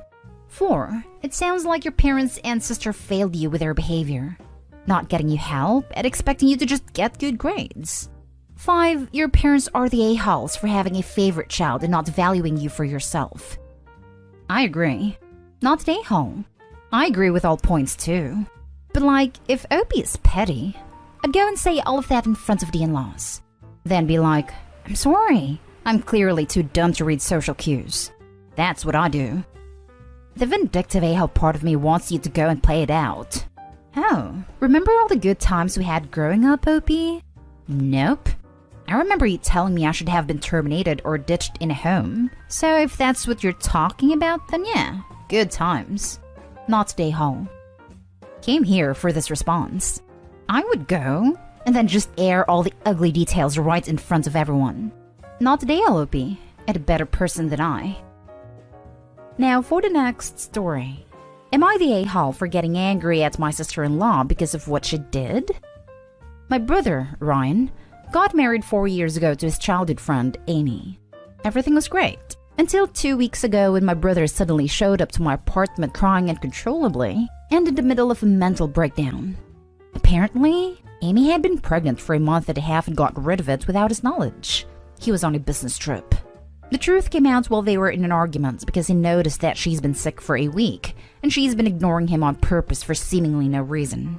Ryan was obviously devastated because they've been trying to have a baby for a year. I'll let him stay with me at the moment while he tries to think things over. I confronted Amy, and she absolutely doesn't care that my brother was deeply hurt. She told me the usual "my body, my choice" phrase, and that Ryan doesn't have the right to dictate what she wants to do with her body. I agreed with her on that, but I also told her that she should have communicated with my brother because it was also his child. She told me that she changed her mind about having kids and wanted to live child-free for the rest of her life. She was just looking for the right moment to tell Ryan about it. But she found out that she was a month pregnant and immediately decided that she didn't want it. She wasn't supposed to tell Ryan, but it slipped out during their heated argument. I was so angry at her selfish views and told her that my brother should divorce her lying butt. She was shocked, and she apparently contacted mine and her family about it when I left their house. The fight lasted for too long, and now everyone in both sides, except me, is against my brother, because they think that he should still be supportive and loving towards her because having the procedure isn't easy. Even my parents told him to man up, but accept that he can't control Amy's body. I was also getting heat because I was enabling my brother's sexist views. Am I the a-hole? Edit. For those wondering why I was the one who confronted her, my brother had been having breakdowns for 3 days straight. I went to her because I want for them to talk and for her to help her husband. She never called nor texted in those 3 days at all. The conversation turned sour when she told me that she didn't care for my brother. Now for the top comments. Although I wholeheartedly agree with my body, my choice, I find it odd that a wife who was actively trying to have a baby for a year would get the procedure. Something doesn't feel right on this one. I think you are completely justified in your comment to your brother that he should divorce her lying butt. Info. Does your brother travel for work often? I'm wondering if there was a strong possibility that the baby wasn't your brother's? Yes. He is a private architect, so he travels a lot for his clients. I would put money on the child not being your brother's. And I don't want to get too ahead of myself, but if she was cheating, then reason for the termination wasn't solely because the baby wasn't his. She may have also cheated with someone of a different race. Because this would be a situation where she wouldn't be able to pass the child off as Opie's brother's because it'd be evident that the child isn't his. Just a theory. But hey, what do I know? Not a hole. I agree it is her right, but it is also his right not to want to be married to her anymore. Especially if they really have been trying to have a child. That's not a decision like deciding what color to paint the kitchen. Having children / being child-free is a deal breaker for a lot of people. And if her brother travels a lot, I could see her getting her tubes tied, if she could find a willing doctor, and never saying anything to her husband. Not a-hole. Last story is titled, Am I the a-hole for not letting my sister and her family move into my house? I, 27 female and my partner 29 male, recently bought our first home. This was huge for us as we live in New Zealand, and house prices have been skyrocketing over the last few years. And even with the $70,000 that I inherited from my grandparents, both of us working full-time, and a loan from my partner's parents of $20,000, we only just managed to scrape through and get the place we wanted. It is a 2-bedroom, plus a small office where my partner will work from home. I'm a builder, he's a lawyer. My sister, 29 female, is unemployed and has no education past college. In addition, she has 5 kids and has recently found out she's pregnant with her 6th. Her partner is being let out of prison soon but will be on home detention, and her current landlords don't want him living in their house. He has historically been destructive of their property, so they've asked my sister to leave. She has until February next year to find a new place, as that's when their fixed term is up. My sister approached me and asked to move into our place. I said if they did find somewhere in time that they could stay with us temporarily, but there wasn't enough room to stay for more than a couple weeks, and that 7 months was more than enough time to find a place. She basically said that there was plenty of room. Partner and I could move into the office, less than 10 square meters in size. She and her partner would take our bedroom along with her youngest, who is 2 female, and her other 4 male, 5 male, 9 female, and 9 male, would share the second bedroom. I said absolutely not, that if she was desperate, I'd help her, but I wasn't going to give up the majority of our house that we'd worked our butts off for. She retaliated that I didn't even have kids, so I didn't know how hard life was. And I pointed out that when our grandparents passed away, she got the same $70,000 that I did, as well as $15,000 for each of her children that she had at the time. So why hadn't she got a job and used that $130,000 as a deposit on a house for her children? She told me to screw off, and that what she spent her money on was none of my business. Basically, it's been over 2 weeks now, and everyone in my family is hassling me to let her move into our house. My partner's completely against it due to the noise of 5 kids and a baby disturbing his work, and my sister's partner was horrible to him years ago before he went to prison. I don't want to bend, but at the same time, my entire family is treating me like I'm a huge a-hole, so I need some independent views. Edited to clarify, college in New Zealand is equivalent to high school in the States, or A/AS levels in the UK. Here, tertiary education is called university, not college. Not a-hole, and oh my god, do not let her in the door. She will ruin your life as she has ruined her own. How can your husband work from home if he has no office and there are little kids running everywhere? If you let her in your house, even in an emergency, it's going to be a gigantic mess that will be incredibly hard to untangle. How would you get them out if they refuse to leave? Absolutely no. State it once, twice, endlessly. Don't engage in reasoning or discussion. Just say over and over again the exact same message. The answer is no. This. If you let them in the door, they will take over your house and never leave. No is a complete sentence. Yep. If you let them in, it's over. There's no room for them. But maybe help your sister figure out contraception. And tell all those relatives that if they're so eager to see your sister housed with family, then they should take her and her children and her felon partner into their homes. See how fast that shuts everyone up. Not stay home. Don't let her move in at all. Not even for a week. Because they'll never leave. And her boyfriend will trash the place, as seems to be his history. Your family thinks she deserves help so much, they can let her move in with them. Not stay home. Write this down. Nobody in your family cares about you, your sister, or her kids. What they care about is that they don't have to take your sister, her 6-pack of kids, and pearly boyfriend in themselves. And that they don't have to listen to her continued whining about how mean you are. That is the entirety of the my entire family's treating me like I'm a huge a-hole thing. I expect you as the first person to actually confront your sister on her crap, rather than flush the crap into somebody else's toilet, metaphorically speaking. You know full well that if you let your sister move in, she will never leave. Your marriage will fail, the house will get sold in a breakup, and your sister will only leave when the new buyers have law enforcement forcibly remove her. This is a very bad, toxic situation. When families don't take a stand together against what sounds a lot like addiction and/or severe narcissism, it's a disaster. Your family is basically abandoning you here by pressuring you to agree to a life-destroying request. This might be a good time to tell the whole lot of them to make like wallabies and bounce. I also think that a couple of $100 to get an hour of legal advice from a lawyer might be a great investment if only for your mental health. I'll add one thing. 6 kids, husband in jail, $130,000 that quickly disappeared. To me, there's only one explanation for that. Maybe you can think of another explanation for that, but I can't. Am I the a-hole for strongly correcting a lie my parents told my sister? I'm 25 female, 7 years older than my sister, 18 female. When she was a baby, my parents came up with this story that I had asked them every day for a little sister until she was born. Now, I can't speak for 4 years old or younger me, but I know by the time I started kindy that I had no interest in having a sibling. I'd never ever ask for a sister. Lol. I had friends who hated their siblings, and that made me think I was lucky to be an only child. My parents pushed it so hard, and would tell me I should spend more time with my sister and take better care of her since I had wanted her so badly. My sister bought the whole thing, and if I pushed back on the lie, my parents would threaten to ground me. When I was 15 and she was 8, I told her that our parents were lying, and I had to ask for a sister every day, and my parents grounded me for a week. They told me I had broken my sister's heart and it was a mean-spirited thing to say. I told them it was their lie, not mine, and they said it brought my sister joy, and that should be all that matters. My sister took that lie as meaning we should spend all our time together, and she hated when I didn't want to. It was especially horrible because she was clingy as hell, and she would have meltdowns when I didn't want to take her places. She practically wanted to move in with me when I left my parents' house. So a couple of weeks ago, my sister was asking to move in with me and I told her no.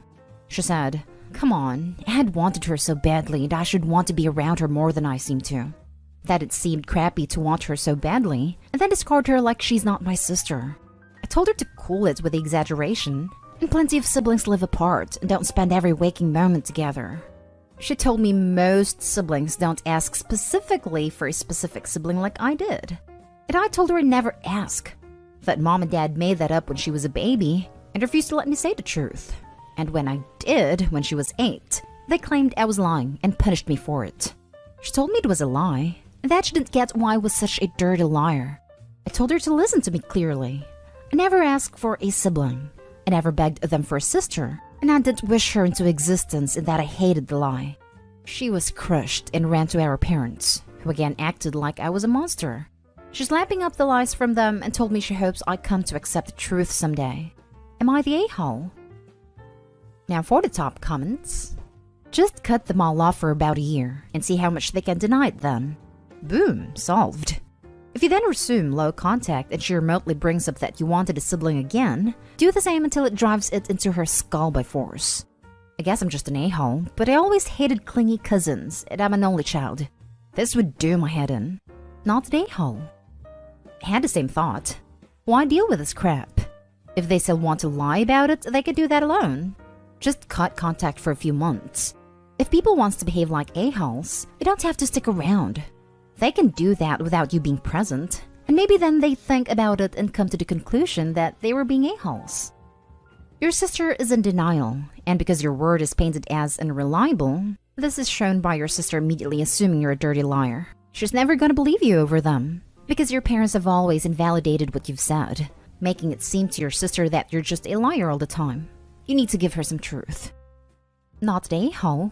What sort of parents would justify having another children with? My 4-year-old wanted a sibling.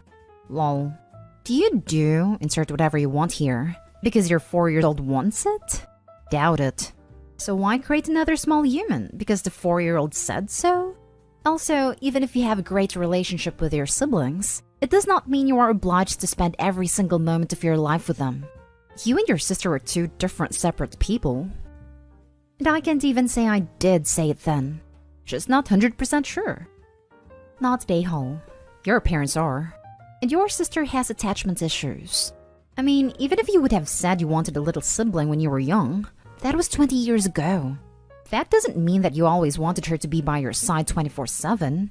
Especially since you're not kids anymore. I think that's weird, and your sister needs to grow up.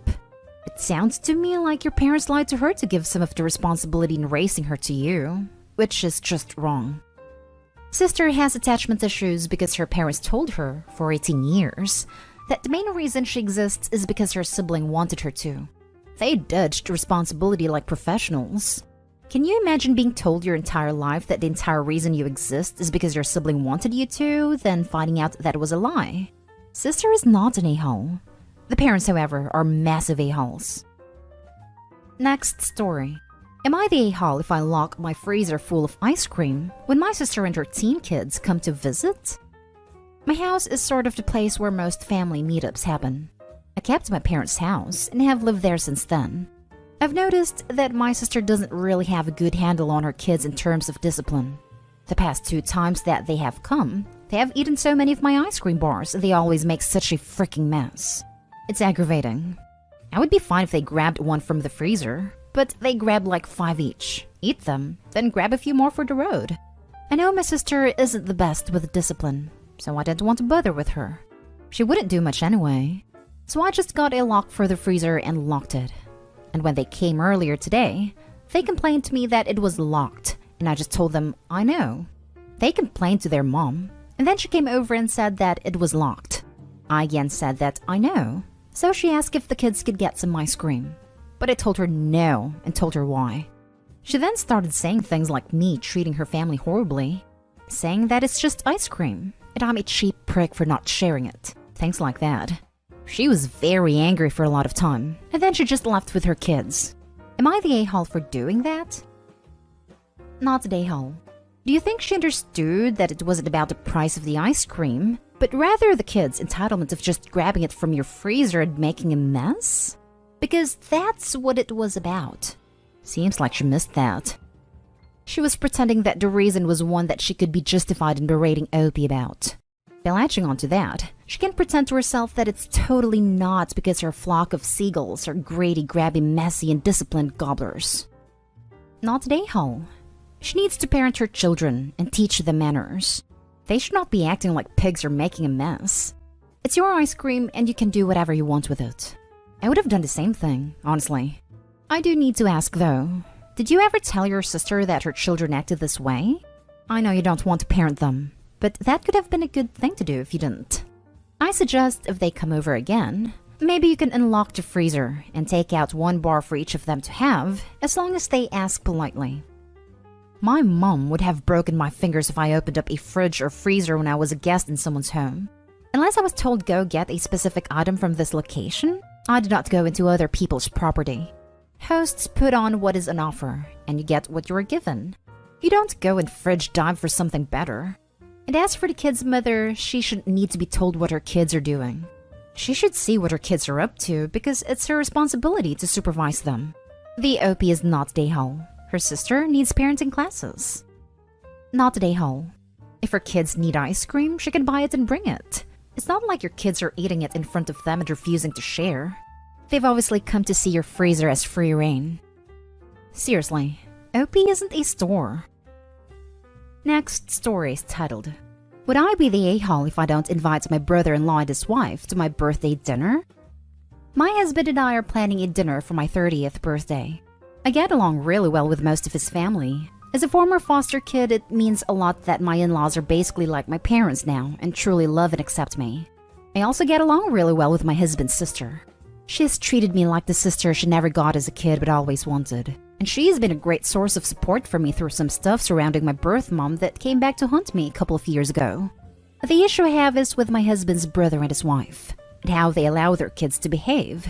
It's an issue everyone has, but they have tolerated it for themselves because they love them and don't want to lose out on a son/daughter-in-law and grandkids or brother, sister-in-law and nieces. My husband even has problems with them because of the crap we go through with them. The problem is, they do not parent their girls, 7, 5, and 2, and expect everyone else to deal with the fact.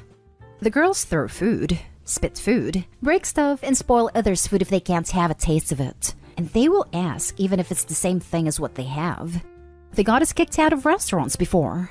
Their parents will tell them to stop, will offer them bribes to stop, but when they still act that way, they will just let it happen.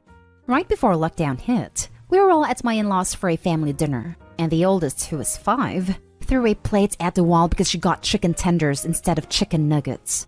When my mother-in-law tried to step in, she picked up a bowl and smashed it into the table, screaming in her grandmother's face. My brother-in-law sat there like nothing had happened. He only removed her when his dad snapped. and said to be a man and step in. And not only that, but they will show up with kids to non-kid events and let their kids act up. Each and every one of us has tried talking to them, has tried to intervene, but it goes nowhere. So when my husband's brother asked about my birthday, I said we weren't sure yet. But then my sister-in-law's husband slipped up and mentioned the dinner, and he came back and asked. So I said I wasn't sure I would invite them because of their kids' behavior. He's furious and told me I shouldn't exclude family and should have spoken to him first. Only I have before. Not about their birthday, but in general about these issues. The rest of my in-laws have my back, and sister-in-law's husband apologized for spilling the beans. I still feel bad despite the support because I could see his feelings were hurt, and I worry about hurting the girl's feelings being excluded when the rest of the family isn't. Would I be the a-hole here? Not the a-hole. 1. You tried talking to them. 2. Everyone else has tried talking to them, so it's clearly a pattern and not something you're exaggerating. 3. Those kids sound like nightmares. And as a parent, I know you just miss out on stuff sometimes because of your kids. My son was awful at 3 years old, and we basically didn't do anything for a full year. He grew out of it. 4. It is your birthday. Don't make concessions on your birthday for people that don't respect you. It's supposed to be about you, not them. Time for your brother-in-law and his wife to start seeing the consequences of being crappy parents. Life is full of consequences, and they better buckle in because they have a lot coming. About time. Not the a-hole. You would not be the a-hole. Jesus, their kids sound insufferable. What kind of adults will they grow into? The lack of discipline and good parenting is the main issue here. But your sister-in-law's husband somehow doesn't seem to realize that. He should be embarrassed of himself for not being able to have kids who can act normal. No wonder you don't want them at your birthday. My brother-in-law and his wife, you mean? Sister-in-law's husband is a good man. Just slipped up. But brother-in-law and his wife? Yeah, they don't seem to care all that much. Jesus! Getting kicked out of places were not enough of a hint for them? When I grew up, we had restaurant rules, which was basically other people are not here for your crappy behavior. But yeah, do not invite them. Action speaks louder than words, and they have shown how much effort they care to put into having a good relationship with their family. Time family told them the truth about why no one wants them around. If you really want to give them a chance, lay down the rules. Hard. In writing. No throwing, no screaming, no spitting, etc. And if they break the rules, they got to go. No second chances. Maybe lay those rules out for the next family event, not for this one. The time to begin this isn't at a public space for someone's birthday that has already made it clear they don't want this disruption. Maybe missing out on particular events is needed. It takes a family. And perhaps this family is the kid's only shot at learning about consequences and behavior. Next family event, maybe tell the parents, we expect you to parent and we expect them to behave in a reasonable manner. We love you all. We would like to enjoy your company without the mayhem. If they don't listen, tell them it's time to go. Keep this up until they figure it out or stop coming. I hope you're definitely not the a-hole. Now for the last story. Am I the a-hole for saying that a two-person household was not a family? My stepdaughter's mother's house is very different from a normal household. She's very much a bare minimum kind of person. The only truly important things are work/school and appointments. As long as you're on time for those and doing well, have good hygiene, and are keeping your bills paid, everything else is pretty much optional and usually not worthwhile to do. Their house is 3 bedrooms, but it's small. And unless they happen to have a guest, it's just her and her mother. My stepdaughter's mother has a maid service come in once a month to do a clean because she's too busy with a standard 9-to-5 job. Her standards are basically just pick up after yourself, laundry once a week, do the dishes as they come in, and sweep/vacuum if you think it needs it. In an actual family, these standards would lead to the house being an absolute dump. But because her house is all of 2 people, the house is perfectly fine. Our family is 11 people when my stepdaughter is here. My husband and I, our other 4 kids, my sister and her son, and my parents. So we run our household very differently. We have things like routines and chore lists. Aside from the past year, we have kids in sports. I'm sorry that we don't have a private bathroom for each person in the house, and that we have actual tasks that need to be done in the house every single day and can't just get done tomorrow. She has never adjusted well in transitions, and thinks we're strict for having actual standards. I'm sorry, but things just are not the same when it's 2 people versus a family of 10 to 11. It's not just do whatever like it can be with 2 people. After years of arguments, I finally snapped and told her that I'm sorry she has to spend so much time with an actual family. Now everyone is mad at me for not going along with the idea that a single woman with 1 part-time child is just as much a family as a large multi-generational family. I'm sorry, but it's just not, and I'm tired of being the bad guy about it. Now for the top comments. Wow, you're a massive a-hole. I'm a single woman with 1 child. Are we not a family? Were we a family before my son's dad died and now we're not? How does it work in your eyes? You're the a-hole. And to say that to someone's face, you're an even bigger a-hole. Jeez, I'm sorry for your loss. But seriously, is me and my boyfriend of almost 2.5 years living together with our dog and cat not family?